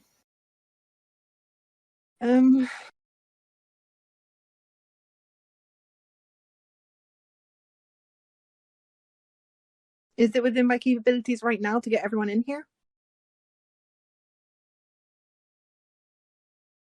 Yes. And then with that, you blink, and you're back in the mountain, or fit sitting on the grass. Okay, I tell Rennas to send a letter through. Steve told me that it's possible for me. It's within my capabilities right now to get everyone in here. I mean, how many can you do with Dimension Door? Just one other person, right? I can just take one person through, but I assume they would have sent to us in the letter before everything they know that Catan had said magic trying to get people through has been halted. Yeah. You've already passed, so maybe it would be different. Is all I was wondering. I no basis for this. Okay, Both so in and out I'm of the going game, to I know go up fuck all about to where I magic. believe the edge of the barrier is. Well, just to build off of that, Rennas, her Steve's hand, her arcane hand, That's just true. able to bring you through. But Yeah. Christmas thing, so her magic was, even though when she was inside, was dispelled. Very true. See, I said I didn't know anything about magic. Sorry, what did you want to do? can I go up to where I believe the border is? Yep. So you're literally just at the cusp of where the grass and the dirt meet. Is putting my hand closer to it give me any more of the strange feelings of fear? No. It feels like actually, as you reach out, you touch this. You do touch something. Feels kind of like moist jelly a little. Yeah. Fingers in Korgrin's mouth. Turns out that we can't get out now that we're in. It's like, fuck! You're not feeling any resistance against it. You're just like kind of like stroking it, sort of. I'm just gonna try and like hold my hand out and wait to see if anyone grabs it. Is there just a hand? It's just Verity. Well, the rest of you can see that Verity is holding her hand out. From your perspective, Verity, your arm has disappeared. Grab the hand. You look like Loric's sister. You feel somebody grab your hand, Verity. Pull him in.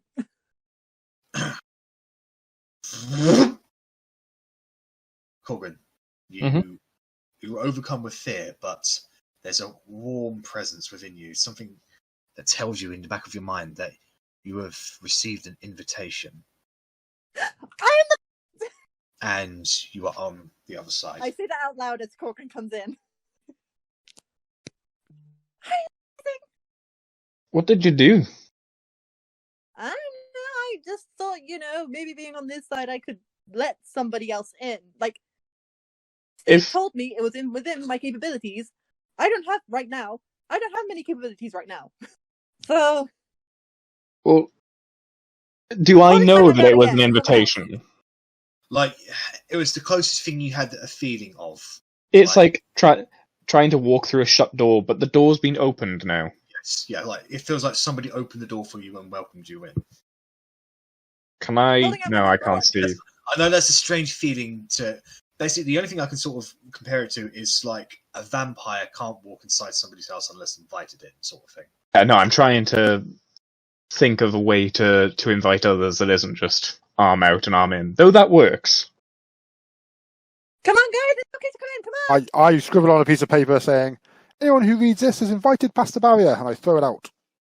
Comes outside. There's a note on the ground now. Pick it up. You pick it up. Show it to Otti and Bella. You've been invited inside the barrier. In I go. Make a Christmas saving throw. There we go. Nope. Unless you get a nat 20, then I think it worked. There you go. My fucking god. Otti and Bellatrix just see Arri just go, and you maintain your focus despite the fact it's overwhelming. But you are invited, you can walk through this, you can somehow do this, and you step through, and you take a breath, and you're on the other side. And now you can see these buildings in their pristine condition. And you turn around, and the half-elves, Catan, Bellatrix, Otti are gone. My hand is still dangling outside. I'm like, what's up? Just kind of like, nah. Feeling around with my hand, waiting for someone to grab it. Like, Bellatrix, watching Arri do that, is immediately going to be like, oh, sweet, we can go forward now. And she's going to walk forward. She's going to make a Christmas saving throw. And she's like, what? I don't want to do it. Oh, my lord, didn't work. Otti, what do you do? Well, I'm grabbing hold of Bella, and I'm going to try and grab Verity's hand that's through the barrier. Yank him in. All right, so the same strange sensation washes over you, Otti, that you have an invitation to be here. And there's a slight tug as Bellatrix is delayed and it's almost kind of pulling you out a little. But once the majority of your body is on the inside, you turn around and look at them. But you see your hand is like, it's not there. There's nothing there. And then a few seconds later, Bellatrix also comes through. Okay, I just want to try something real quick before we continue ahead. Someone else, can you stand here and get ready to put your arm out? I'll do it. I think it works for me now. So I'm gonna go through the barrier to the other side. and I'm gonna try and come back in. Moist. It feels like walking through moist jelly, but you're out on the other side. And I'm gonna try and walk back in without holding a hand first. You walk through without any problem. Oh. If you feel like you have got you are invited and therefore you belong in there. It seems like once we've gone through it once, we can hop back in as much as we like. Though I wouldn't recommend it. It felt like jelly. Good. Yeah. Like it's weird. I can still kind of feel it on me. It's kind of gross. Like, ugh. Well, now that we're all here, should we go and check what's going on in this actual city? Should we go Now and see we're what's all actually here. on We here? make a group decision first. Could I history check first? Could I stone cunning? Yeah, of course. It would still be the same amount because you're not any closer. Oh, okay. Sorry, I thought we were closer to one of the buildings now. Okay, well then we'll do that when we get closer. So we'll walk. Well, if who was it that rolled history? Me. Yeah. So then, if you want to, Verity, you can basically point out that is like ancient elven architecture. It's old elf stuff. I know, but you never know if there's a name. You know, there's a signature. If that your keen eye isn't able to quite pick up. Wait, is Loic through? No, Loic wasn't with us. No, Loic's not with you. Yeah, yes, he was actually. Yeah, he was. Okay, I'm gonna write like prestidigitation. I'm gonna have like Loic written on my hand, and I'm just gonna put through the barrier. He walks. He just notices this. You feel someone grab your hands. Okay, I pull him in, and I just ask him the question about my theory, where it's like, could this be in a place where the elves? You pulling Catan. Oh, fuck's sake, Catan! Wow, that was cool. Dude! I want to try something. I uninvite you and I shove him out. And he disappears. Curious. 2 seconds later, he walks back in. Wow. Oh. God damn. In fact, I can walk just back in. I'm gonna go over. At least we now know that we can go in and out. Yeah. Just gonna go up to Loic and I'm gonna be like, what's going on? Why can't I cross? I mean, I'm not even gonna go into how stupid it is that you let Catan grab my hand when it clearly said your name on it. Oh, he pushed me out of the way. I just want to know about a theory that I have where, you know, is it possible that the elves, during the whole human integration in the capital, could they have fled somewhere and created like an invisible city? Civilization? Yeah, but we always know it as Galabrimbor. I grab him and I pull him through the thing with me. Is this Galabrimbor? And he sort of blinks his eyes and looks at you and goes, Galambimbo? No. Useless. No, because when I became a god, I could see a vision of Galabrimbor, of where Galambimbo. of where the ancient elven forgotten lands, the place where elves would flee to. That's when I realised it was a place that elves go to when they pass on. This isn't it. This is something else. Ugh. Okay. Well, team meeting, I guess. Can I join in?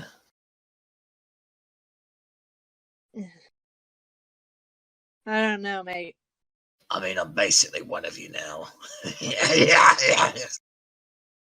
One of us. I mean, one of us. I'm working on my chuckle for you. I mean, being one of us is not something I think you'd want to be, like, proud of right now. Anyway, no, with the rest of the party, I just want to know how everyone feels. Like, should we try and get closer, see what's in there, or should we try and... Yeah, of course, that was the whole point of coming through, no? Yeah. But we're all kind of spent right now, and I'm nervous that if we get into something...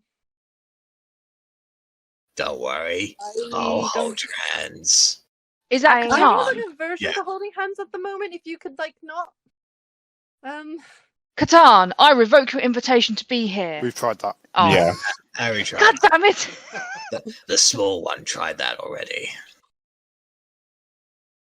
He's gonna all kind of being quite give a mean bit. to Catan. He's creepy as fuck, but he did help us. Whatever. You guys are being mean to Catan. I'm not. I I can stepped cast away Pass for like a Without Trace. minute, and then like, wherever Catan is, I'm at least 20 feet away from him. He freaks me out. You can still smell the rotting corpses. But Arri just says that she can cast Pass Without Trace. 2 second level left, so I can cast that if you want to try and get closer. Got a little bit of magic in me. Yeah. I've I got just the don't want to be in a magic situation where I in can't. me. Minimum stealth of 35. Don't mind if I do. In theory, we have to make sure that it's okay if we're going to be camping with all these people outside. Whether enough we can trust these people, we need to know that these people aren't going to attack us. True. Don't even know if there's anyone here. Could all be dead. They could just be empty buildings for all we know. Okay. If we get attacked by ghosts, we're fucked. Fine. I- I've gone after you. I make a little note on this bit of paper that it's Otti's fault if we get attacked by ghosts and give it to her. And there you go. Right. That doesn't make me feel better. This isn't going to bring you guys back if we all get killed. God. Oh well. I've literally just had one of our friends cut up in front of me. It's like, Yep. really? So, what do you Let's guys go. do? Alright. So- Yeah.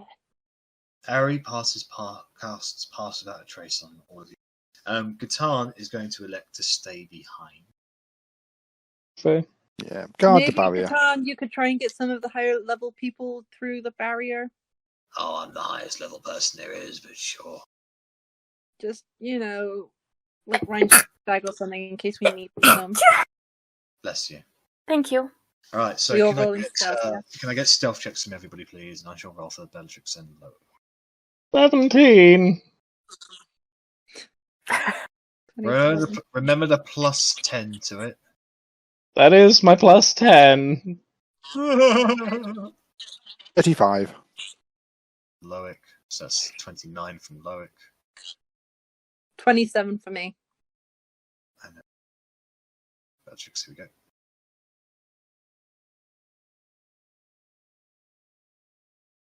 That's a natural one from Bellatrix.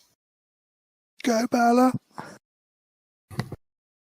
So, you guys proceed onwards.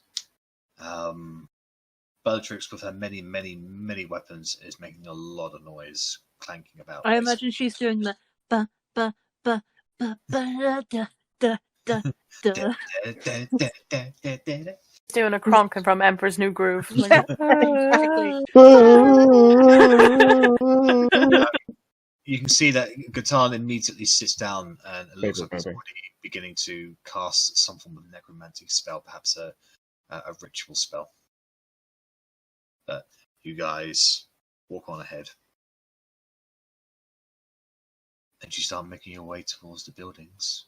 It takes another 10 minutes to get over to them, like to clockily see them. And you can see spiraling like structures. You can see kind of metal like doors with the designs to them make it look like they have woodland like branches about them. But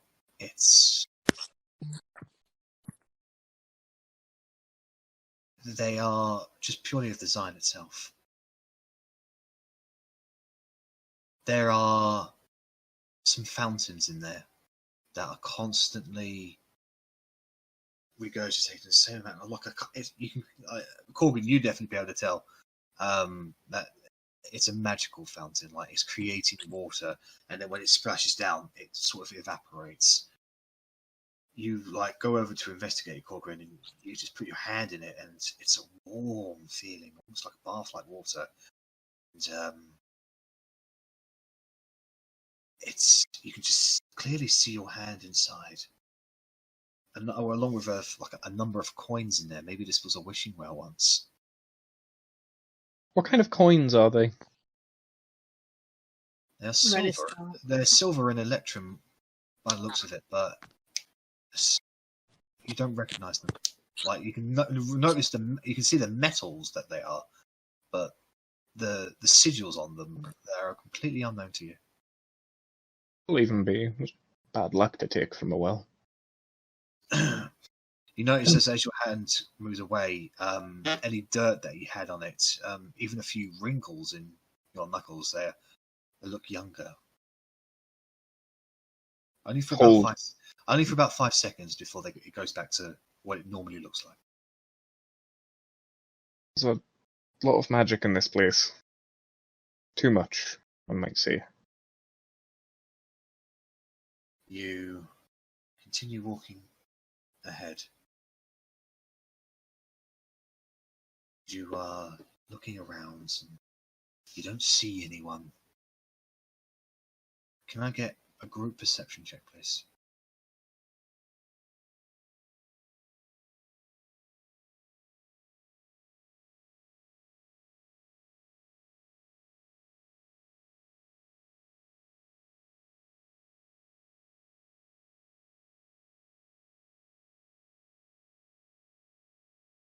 Perception.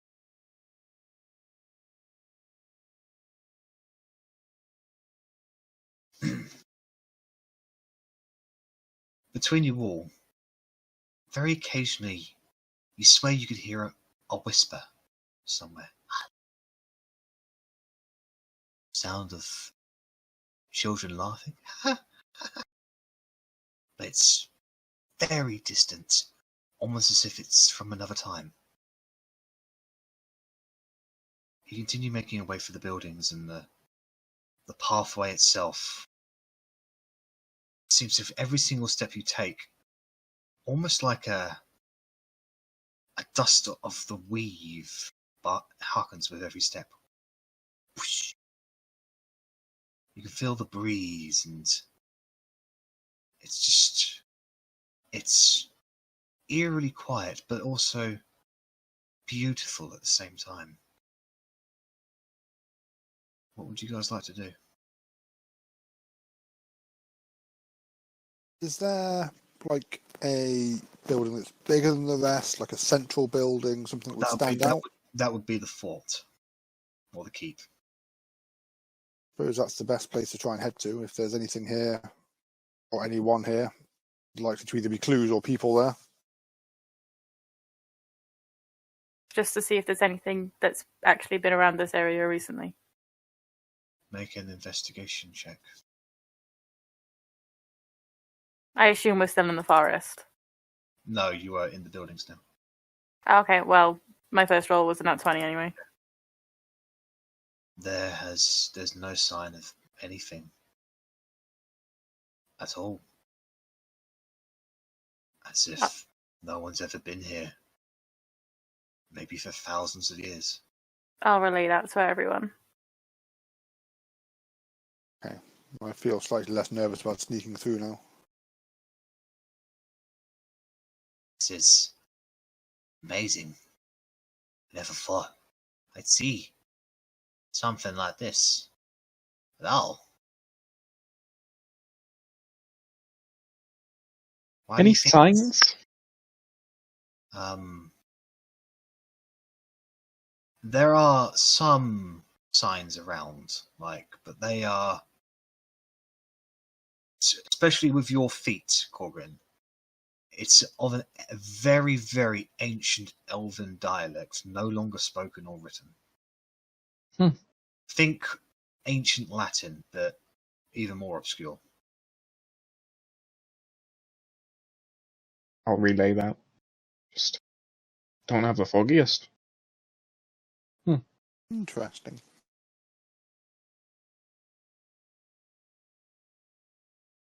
Are we how many? I'm thinking like a circle. How many rows of houses are we from the fort? They're not really rows of houses. They're like almost self-enclosed farmsteads. Like a few of the houses or spirals are a little bit bigger, maybe a little bit closer than others, but there's no structure here. Almost as if it's difficult to tell. It is a completely alien-like architecture. We should go and knock on one of these doors before we go towards the fort. Yeah, I'm game for that. You walk up to... Verity's trying to say something, but she's lagging, so hold her. Oh God! No, Sorry. I can hear you. I can hear you. Earlier, did you hear me say when I said I have eyes of the ruin, so I can technically read any language? Yes, that's right. Yes. So, the signs themselves, they basically are names effectively. Like think of an old letterbox that says the Smiths or something like that. It looks like these are signs to sort of indicate ancient names of the way that it's structured, the way that it is put with your eyes of the ruin, almost like obituaries, or gravestones. Like, So this is a grave city? No, not really. It's more of a case of this person was once here, sort of thing. Like, is this signs on houses or on like stones? On houses, or like on some of the walls, and some of the like structures that clearly function as light lamps, but you don't see any forms of candles or anything like that. They're just like stone posts. Okay, well, I let everyone know what that is, and I'll go back to the vehicle. So, Otti, you go up to the closest door.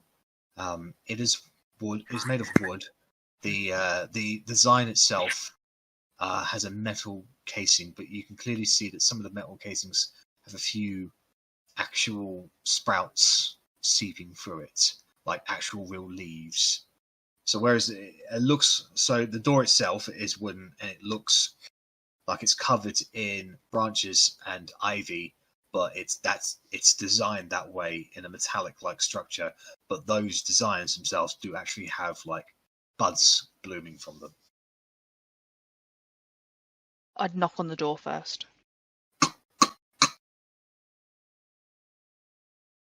It's open a little. And I just shout through, just saying, "Hello, I'm coming in. Is anyone there?" No answer. I push the door open. I was polite. Done now. Push the door open. This is Mr. Boggle's house. You push the door open, and before you is a home. You can see it's basically a one-bedroom kind of teepee-like place, but it's big. You can see a couple of beds, a fireplace, what appears to be a food preparation area, even a small, like, kind of bookshelf with a number of books on there. Looks like this was just a home. As morbid as this sounds, can I just a quick glance over to make sure that whoever did live here and no longer lives here is not dead in the house? Make a perception check. Yeah. Still have our corpse in the bag of holding. Yes, we do. You do not see any signs of decay or rot or any bodies or anything like that. There is a fine layer of dust inside the building's Verity.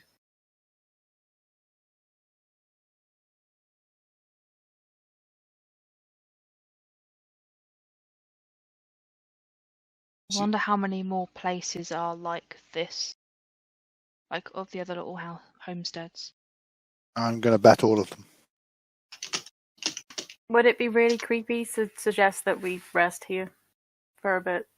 Like, we've had a mass, like, we literally escaped jail, had a massive fight, broke into an abandoned town, and it's been a long day.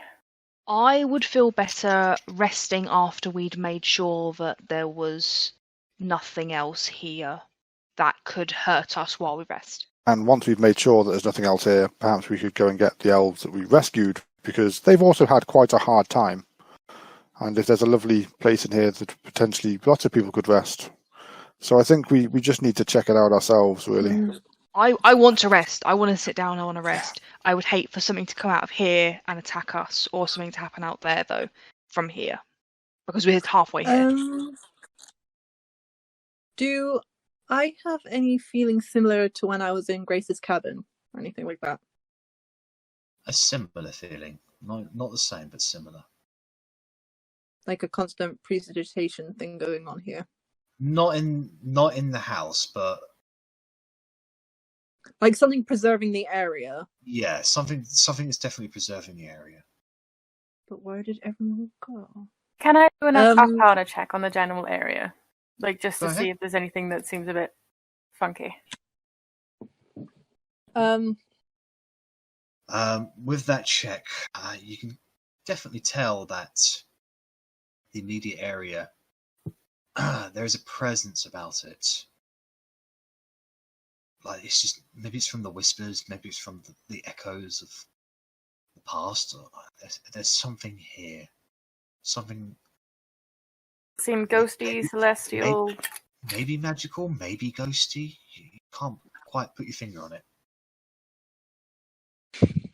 I'm gonna try and do the same thing I did in the cabin, where I'm gonna prestidigitation a compass in my hand, but instead of like a magnetic force it follows, I want it to follow like a weave one, to see if there's any source of magic that it could be pointing me to. Cast this. The compass appears in your hand, and it's just going vroom, vroom, vroom, vroom, spinning around and around and around. Can't seem to locate or pinpoint anything. Maybe it was just this presence, this area, or maybe it is just everywhere. What did I do in the cabin that allowed me to look into the shadows, like the memories? You slept on the bed.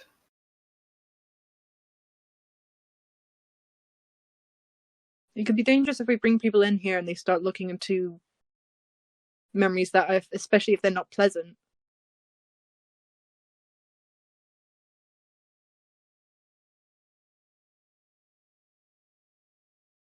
Anyone fancy a cat nap? I mean, I still think any answers we're going to find in this place, we're going to find in the fort. Mm-hmm. These buildings are strange and creepy, but not very informative. Creepy in a good way, technically. Let's go to the fort.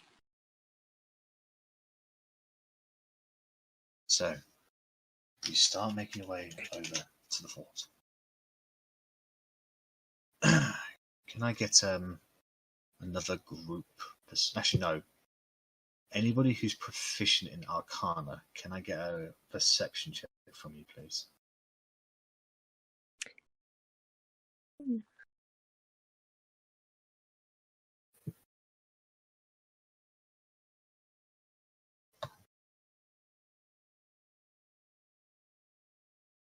Sorry, my roll. I think Bella might be proficient in Arcana.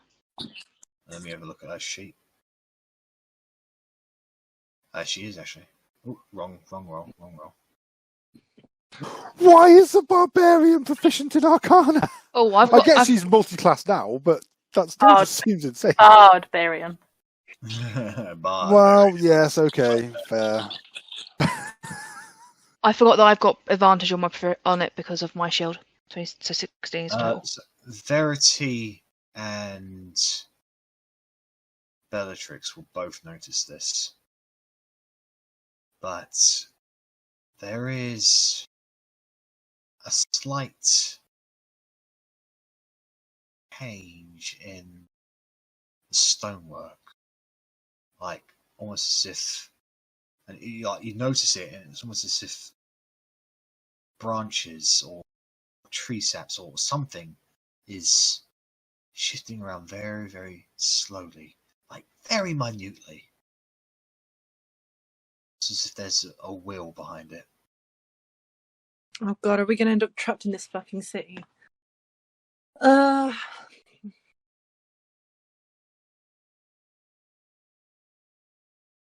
There's no like, you don't sense any danger from it. You don't feel it trying to like make a presence over you or anything like that. It's just is.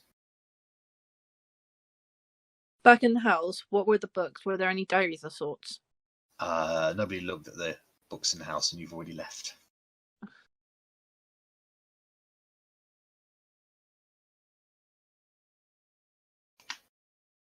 I point out the shiftiness to everyone, and then as we head towards the fort.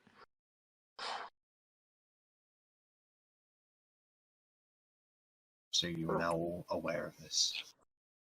Which one would look older? The fort side of the stonework or the outside stonework? It looks like it was generally constructed at the same time. Okay. You don't need to check from that, to be honest. Like with the history everybody's been rolling, that's something that you'd be able to determine. That's fair. I mean, I'm sure our stone expert would have been telling us.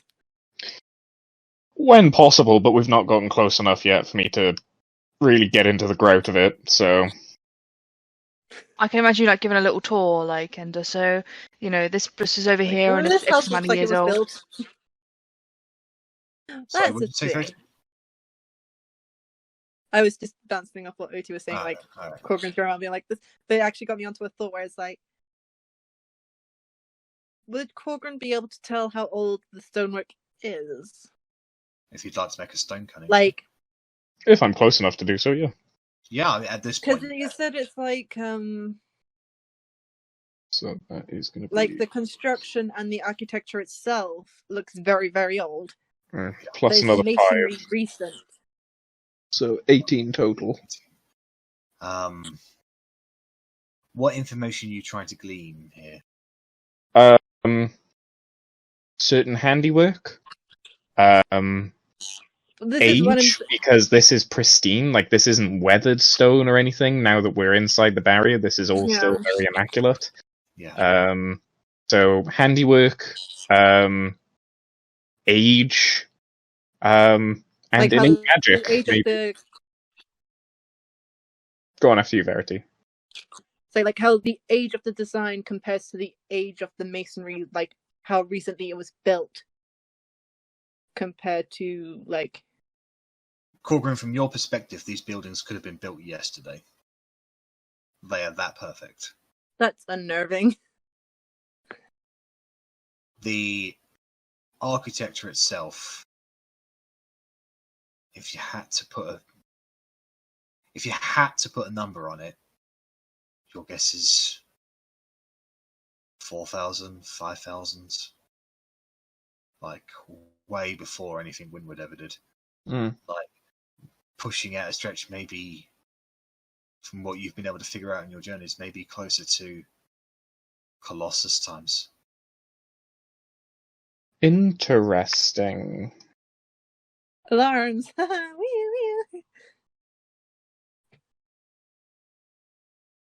However, the party proceeds onwards, and making your way over to the keep. You have to you're sort of approaching it from kind of like behind, and you have to sort of make your way around towards the front entrance of it. And as you turn around the corner towards this, that's when you notice that there is a great cluster of trees, like a great cluster of trees that are situated in front of what is clearly the entrance to the keep itself. Like there's maybe like you can see a very small gap between what is like the portcullis or the gates of it, and then there's just this cluster of trees that are so intermixed and intermangled with themselves. And staring at these trees, it is odd. They seem to be having a glowing blue fruit hanging from their leaves. and the whisper that you can hear or have heard maybe a little bit more clearer now.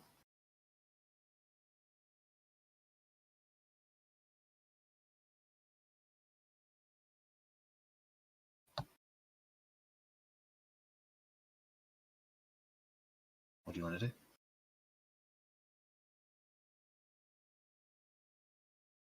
Keep going. So, Well, what are the fruit? so you walk up to the fruit. Kind of looks like a glass orb that has a constantly swirling vortex of bluish energy swirling within, and it's held together with roots that are grown around it. It's a bit too high for you to reach, Korgrin. Oh, But Bellatrix, being a big woman, will come to you, Korgrin, and says, "Do you want me to get one down for you?" No, just curious. Anyone want to take a gander? If anybody would like to try and identify the fruit, Can't reach them, and I probably can't either. But I'll give You it a can go. sit on my looking at them. shoulders. I'll jump up onto Korgrin's shoulders. Bellatrix will go, I can lift you out, I don't mind. Are they on like branches? Yeah, so like they're kind of like the branches are like they're kind of glassed around them, like almost like naturey like hands, like two sets of hands passed around them, and then they're in the middle of them. They're prevalent. And there are quite a few of them. Is there a way that I can kind of like? Okay, that makes some sense.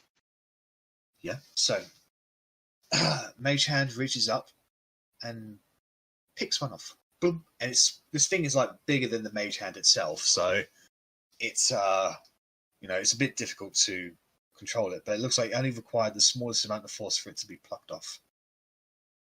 So you have one of these fruits in your hand, Verity.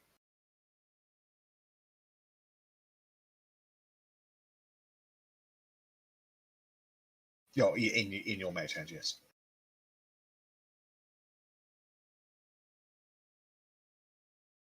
Okay. What do the rest of you like to do? Can we investigate the floating fruit? What kind of check would you like to do? Well, everything's a bit arcane, so I feel like maybe one of the more arcane-minded individuals should take a look. That, or nature, or even religion. I don't know, but it's not natural. If you'd like to make a religion check, you're more than welcome to. If you'd like to make a nature check, you're more than welcome to. If you'd like to make an arcana check, you're more than welcome. I'll try and see if this is something holy, so,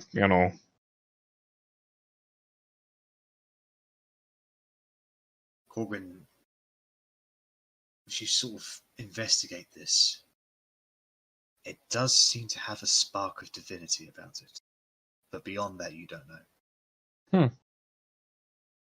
Actually, kind of divine. Not much, but kind of. Anyone else? Arcane or even natural? I mean, I could just take a bite.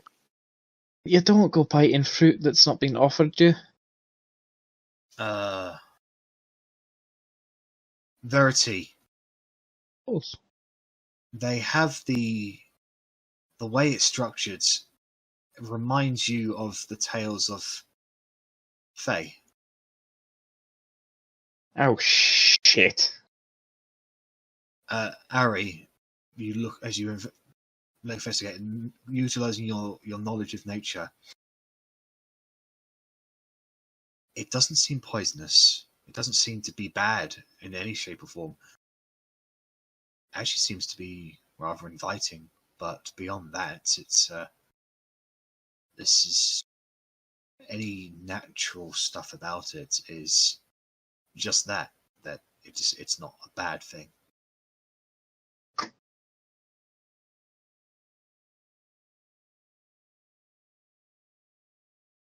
Can I touch it?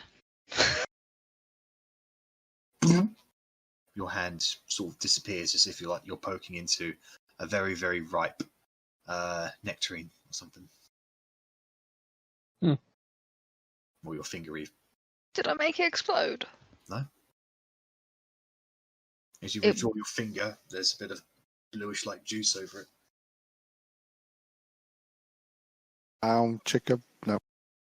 Into the journals I go.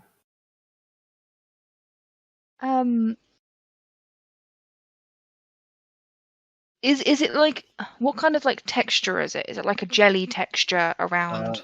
It's like juice, like think of like the inside of the nectarine or something. I'm really trying not to because I have a thing for textures and this is freaking me out. Stick your tongue in the finger hole. No, you gross. Can I smell it on my finger? Smells sweet. I'm gonna lick it. Tastes pretty good. Oh. Do I die? No. Perfect. I wipe it off and I just walk away from it. Okay. It's just fruit. Take a bite, Rennas. I take a bite. Okay. So So that. you take the fruit and you take a bite into it, and it is it's probably one of the most sweetest, juiciest, ripest fruits you ever had. You gain 10 temporary hit points instantly. And can you make a Constitution saving throw? This fruit is amazing. Before you potentially hurl it back up. Your eyes leave the vicinity immediately. And next thing you know, you're standing in the street, or in the village that you've just walked through.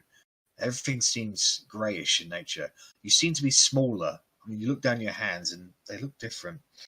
And you see a boy ahead of you, an elven boy, kind of wearing strange attire, smiling at you, waving at you, beckoning you to come forward. You start running towards him, and you come back into before the tree with the fruit in your hand.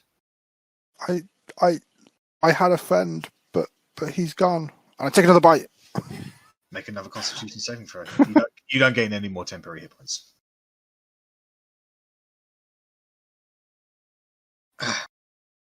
And you feel like your mind goes a little bit soggy, but you don't get the same sensation. Now it only works once, is what my non-magical mind will decide. I could see I think I was like a small elven child, and I could see the streets were full, there were children, there was laughter, and now there's just you lot. Some kind of like memory fruit? Like these are infused with the memories of the people who lived here or something? Maybe when they died and their bodies fertilized the ground and the magic fruit trees grew from the fertilized dead bodies. I don't know. I don't understand how magic works.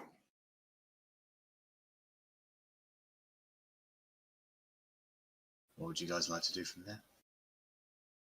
Should we just press on into the fort?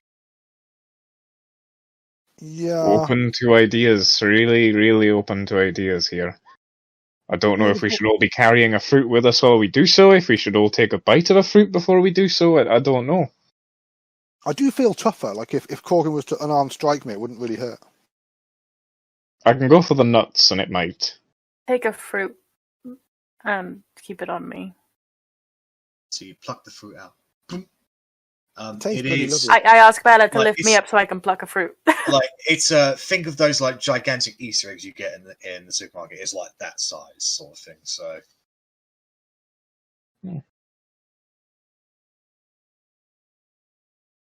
So, the party proceeds onwards, having to walk through the trees to get to the entrance to the fort. A few minutes later, the trees clear and the stone ground disappears, and now you're just standing on branches and roots and you look ahead of you, and there's the clearing itself right in front of where the portcullis is the biggest tree that you have actually ever seen, and it is so intermixed and intertwined with each other. It shoots upwards, branches growing about everywhere. There are dozens of these fruits hanging from there, and with that, Arri, you would instinctively know that one. Well, this is not a life tree. It's something else. And Arri, you would know that the trees that you walked around them, you're looking around you, and then the roots on the ground. That's when you realise that this isn't a colony of trees. This is one tree that's just spread out everywhere and just grown multiple facets of itself. This has all just been one single biological entity. As you realise this and you stare up, you notice that the branches themselves are shifting slightly, very slightly.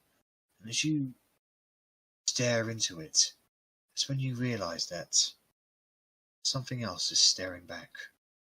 A pair of white eyes. With my massive ass fruit staring up into this tree, like, fuck. I'll explain to everyone else, and just like, this is an entire tree, and it's sentient. It's staring at me. Well, don't be rude. Say hello. I'll wave at the tree. You wave at the tree, and the roots shift.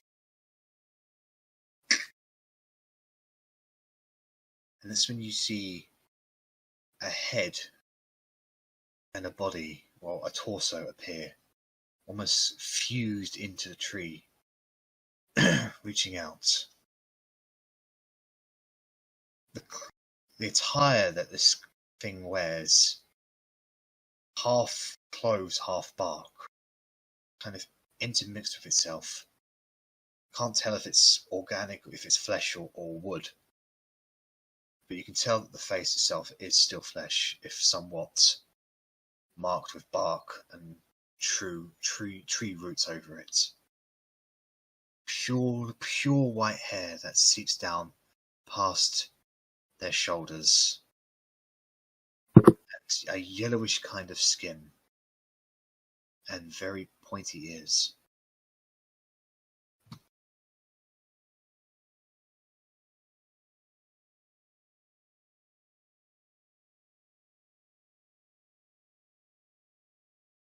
It looks down at you.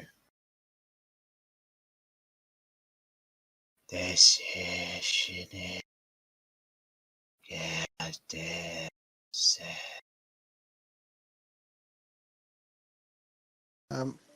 I'm sorry, I only speak Common and Elvish. And Dwarvish, actually, but that's not really relevant for now. Dwarven, Elvish, Common.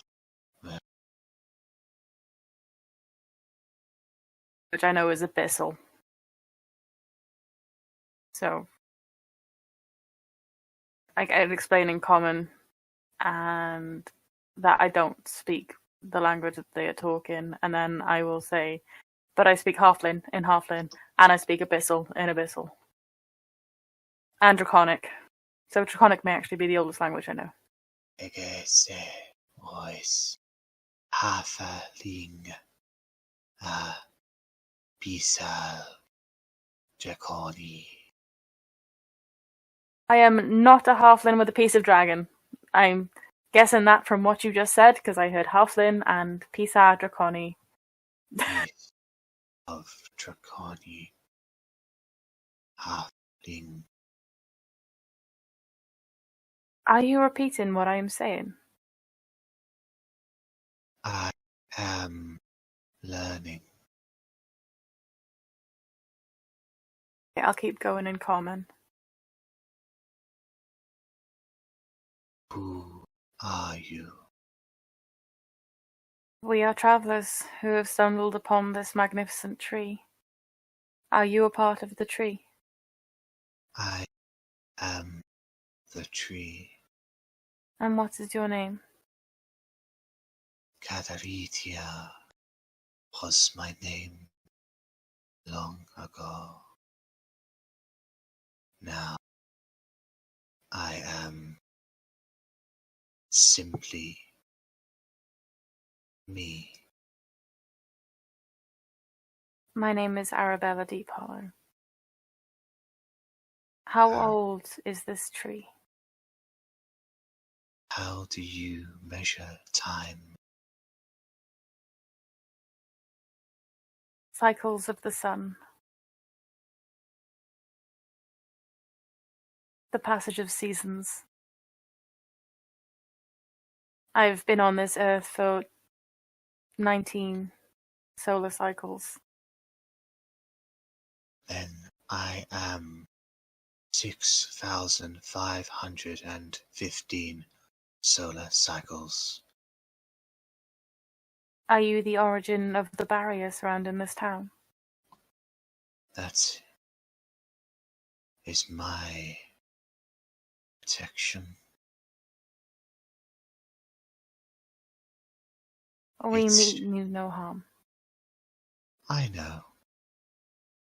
I can feel you. Can feel you. I think we've been feeling you too.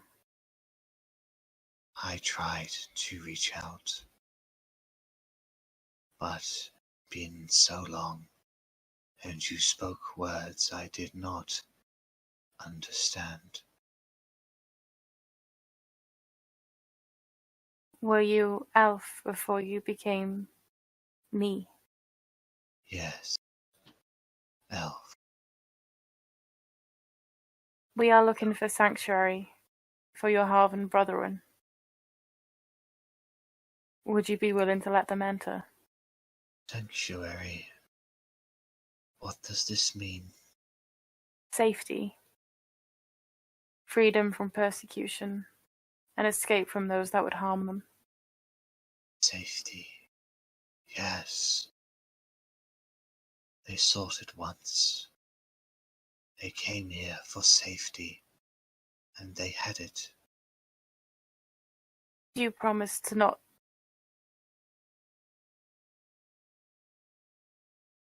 absorb them into your tree? What do you mean? Not to make them me. I am me. Those that sought safety left. Those that stayed were too old. They entered the eternal slumber, and now their souls are gone, and their bodies ash. Why did they leave? I do not know. Many had different reasons. Some wanted unity. Some wanted clarity. Others wanted seclusion. They left one after the other, but eventually only I remained.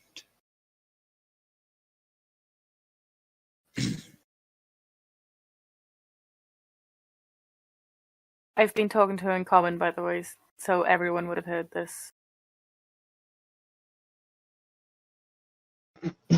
What's the insight for, Verity?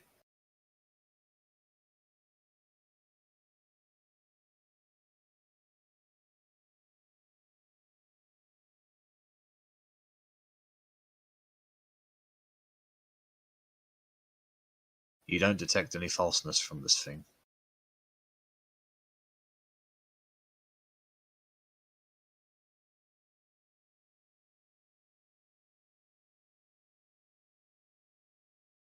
I'll ask. How long have you been alone?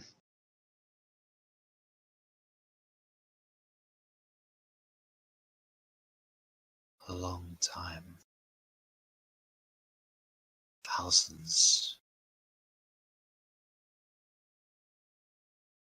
Thousands. Solar cycles. Sorry.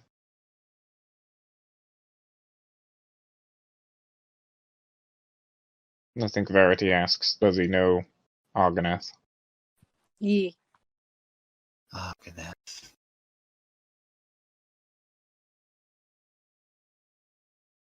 Have heard that name before. I think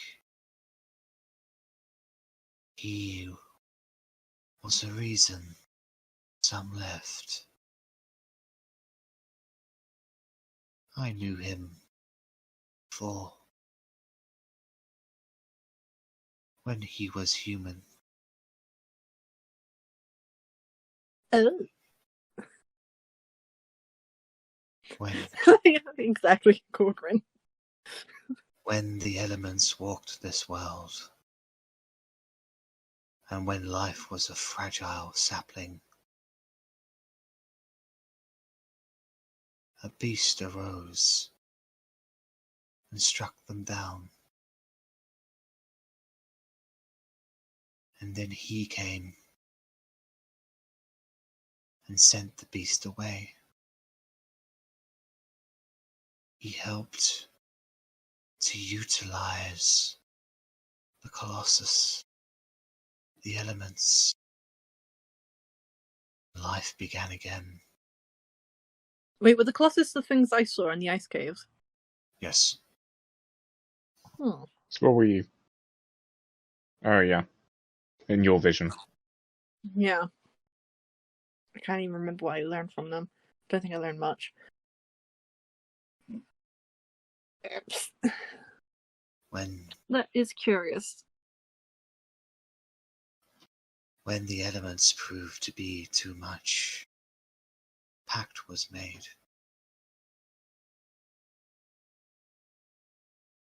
And Arthur gave his life. Sealing. Arthur? That was his name once. Probably not Arthur. Arthur Guinness. Argoneth was Arthur.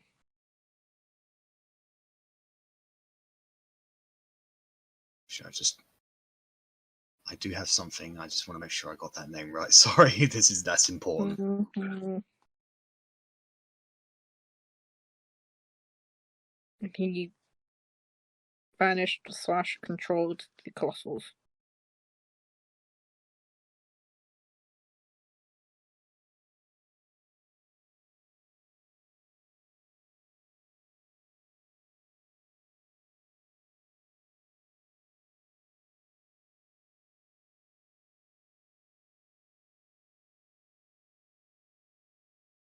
Was that right, Jack?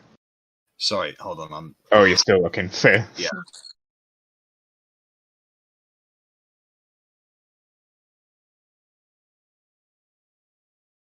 No, it isn't on the page. Like, whilst you're doing that, I'm just going to be turning to the group and it's like, do you really want to bring a whole society of people here to a tree that gives visions? Kind of elfy, so yeah, it's kind of like as good as it's gonna get for the promised land. The Never Promised Land. The Promised Neverland, that's it. They never have to grow up. My apologies. It's not Arthur. I'm sorry. I haven't read this in a little while. My apologies. So it is not Arthur. Argus. Apple. Argus. Yes. Argus Nathaniel. That was his name. Nathaniel. I mean, doing something with a true name should be helpful, right? Anyway, I remember. Do you remember him fondly? He was gifted. He was... That doesn't answer my question. The world lives because Argus made a pact. He learned to seal away the elements and convert their life force into the world we know. And this all stemmed when the child of fire and earth started a conflict which shook the very foundations of this world. Who is this Okay, child? so- I never met them, and they died a long time ago. Hmm. Do you know what they were? Human? Dwarf? They were elemental. See. They gave birth to the beast. A century of terror followed. The what of terror? A century of terror followed. Again, doesn't kind of answer my question. Argus made the world right at the cost of his own. But do you remember him fondly now? I get it, he did a noble thing. But do you think that thing could have corrupted him so you don't like him anymore, or do you still like him? It was so long ago, but yes. I remember loving him.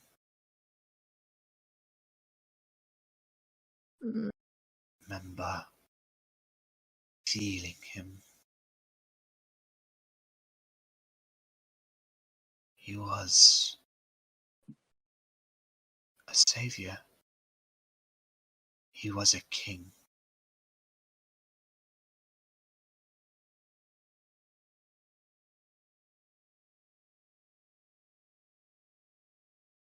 Makes things more complicated. God fucking damn it!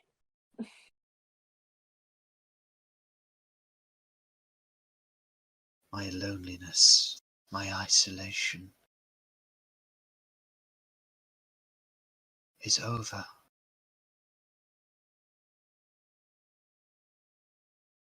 I remember the past, but I do not remember the future. Perhaps you can all tell me the future. Why do people always want to know what we have planned in the future from us? How do you mean the future? You mean since you've slept? Or... What is to come? What is to be? I think war is to come. See. Do I know why Edgar wants Argus to come back? No.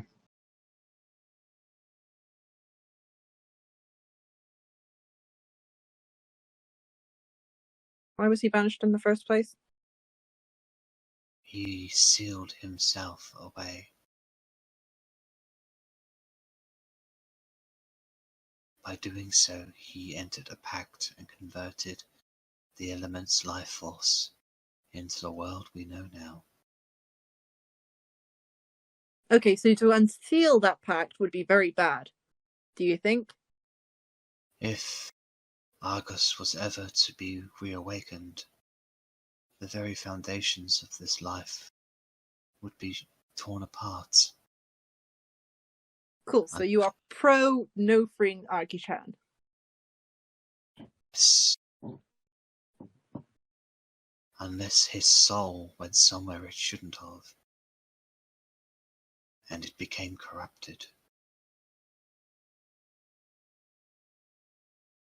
Then with the powers that he rested with, he would become an agent of chaos.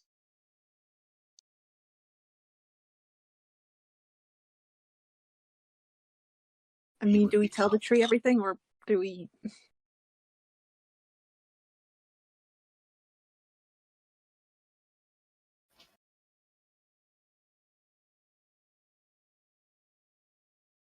Up to you guys. Rennas and Otti, you're being very quiet. Yeah, I'm just. I mean, you guys know that once I listening. start talking, it's just going to be word vomit, so...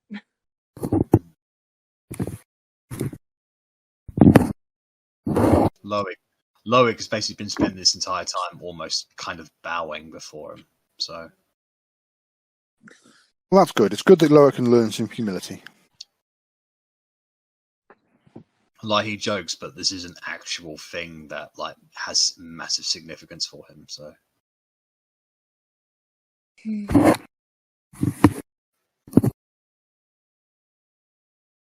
So I have no idea what to ask him. It all seems very magical and mystical, and the elf side of things, Loic will take care of. The mystical side of things, Verity will take care of.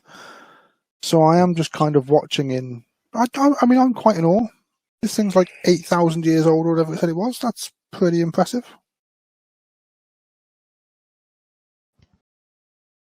I mean, I just want to know if we let everyone in here, they're going to be safe and not, like, sucked into this tree spirit. And then, you know, when Edgar comes along and he's all like, I'm here with Organist, then he's all like, oh yeah, sure, come in, he's my best friend.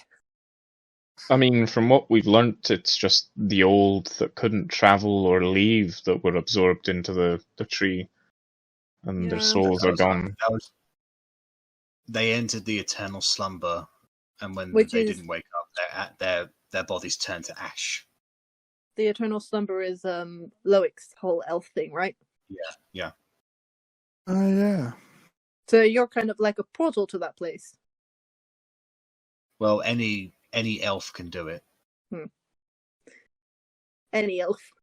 Why couldn't they return from the eternal slumber? Because they did not want to. Any elf who enters the slumber, they transcend and go beyond. They leave their mortal vessel behind, and they become Isn't the eternal something. slumber what they called the morgue? Or like the cemetery place? No, that was the ornamental slumber. Ornamental slumber, okay. I mean, do we start letting people in here? You can just ask him if you want. I was about to. Just, Yeah. would you like to have the streets filled with elven blood again? Would you like it to be alive here? I have no wants and no needs. I simply am. Question, what's with the weird fountains that made his hand look young? That is my life force. That's the life force of all those that came here before. You touched ghost juice. And all those that will come hereafter. Is there time dilation? Time doesn't... Your stones, they're so pristine. I keep them that way. It helps me remember who I am, where I come from. Well, new people will give you new memories. More than we can give you in any time we spend together. I see you have already partook in the memory fruit. It was lovely. Was that the memories of actual living people here once upon a time? Do you still have that fruit in your hands, Rennas? I do. Oh, I didn't realise that you bought one too. Yeah, well, I mean, I took 2 bites out of mine, but I've still been carrying it around is that the spirit of a person? Did you eat a ghost fruit? He looks down at Rennas and he says, "Ah, yes. That was Frank. The memories of Benjamin. I watched him from a boy until he became a man. He marched off to join others in a fight. against an Argonef. Yes. And he never returned. And I had no more memories of him after he left. Wait, so you know people who went to go fight Argonef?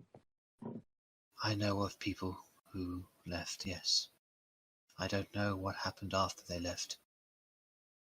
My memories and my unity extends only so far. And he looks towards the one that Arri is carrying. Ah, yes. Rosalind's. She was taken from us far too young. An illness claimed her before her 120th birthday. She was remembered fondly. 120 is far too young. I just kind of like the elves. I know. I'm having human envy here. I just kind of look at it and I'll be like, I don't think I want this anymore. Do you want to take it back? No, I feel very bad that I've eaten mine. I will grow another. Are the memories still there within you? Yes. Now I feel less bad. Thank you. The fruits are grown so that others can remember.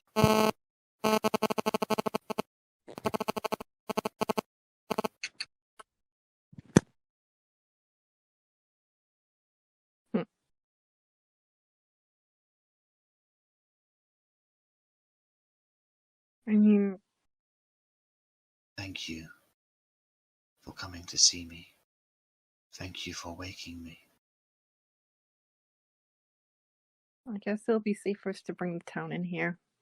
I think this is probably the best place for them. It looks like they would be protected from Edgar and the King, assuming they couldn't slip past the barrier.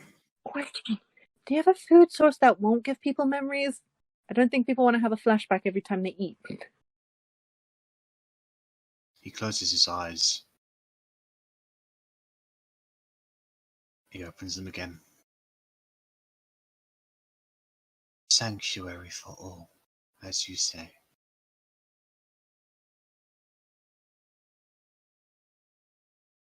You would be a true hero to the half-elven people. Did you just remove the barrier, perchance? No, we don't want them to remove the barrier. That will keep them safe. It is beyond my abilities to interact with the barrier. Only those who were invited can enter.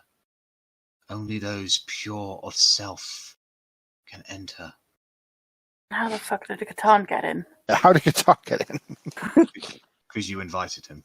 Yeah, but only those pure of self. Like, I imagine it's two Verity's head is different. getting very big.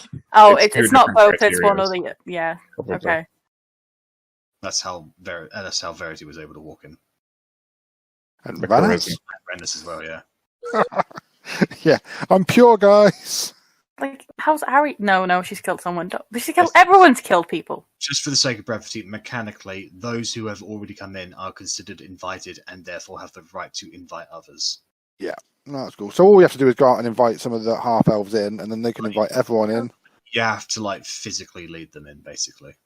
Yeah. Yeah. Like, But- once we invite a few people in, they can start inviting the rest, and, Yeah. you know. It'll basically be like a knock-on effect. Like, you do one, and then somebody It's else the 1+1, and If then you it's the invite 2+2, five guys, and then it's the they all invite 3+3. five guys, and then they all invite five guys, everyone's in. Yeah, Pyramid screen. basically. And you just discovered multi-level marketing companies in a nutshell. Pyramid scheme. So, just to clarify one thing, we know someone who is trying to set free Argonith again, and by your words, that could be very, very bad. Yes. Would you be able to protect these people from said enemies? I can hide them.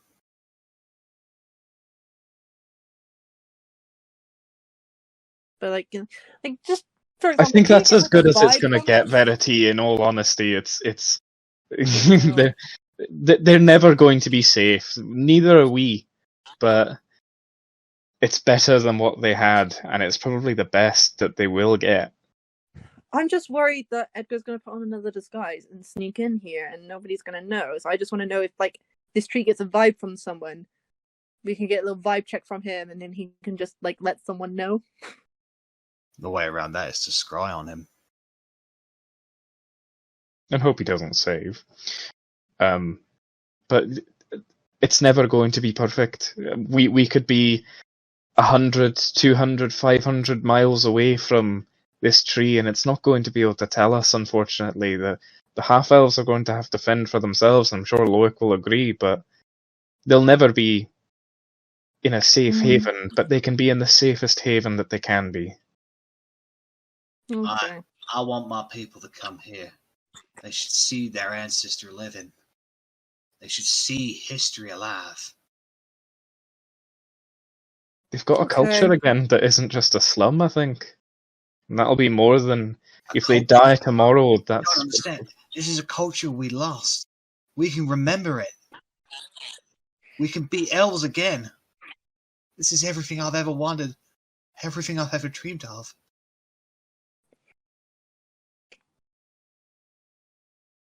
Well, I guess we best start inviting people.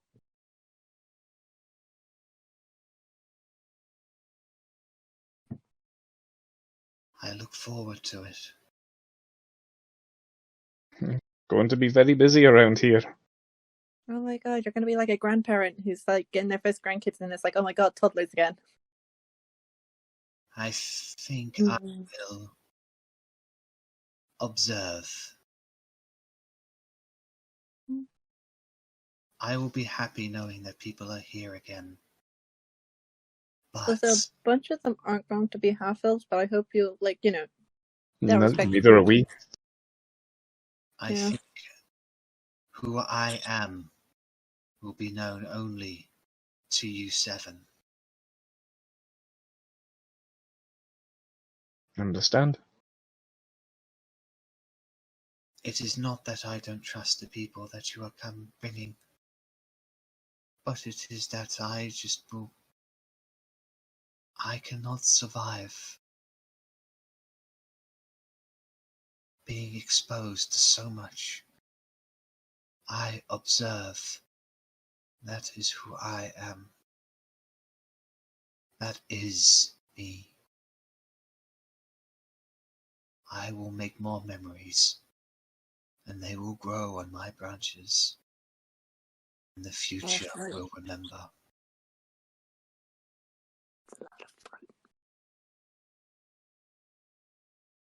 And with that, he slowly retreats into his tree, and the face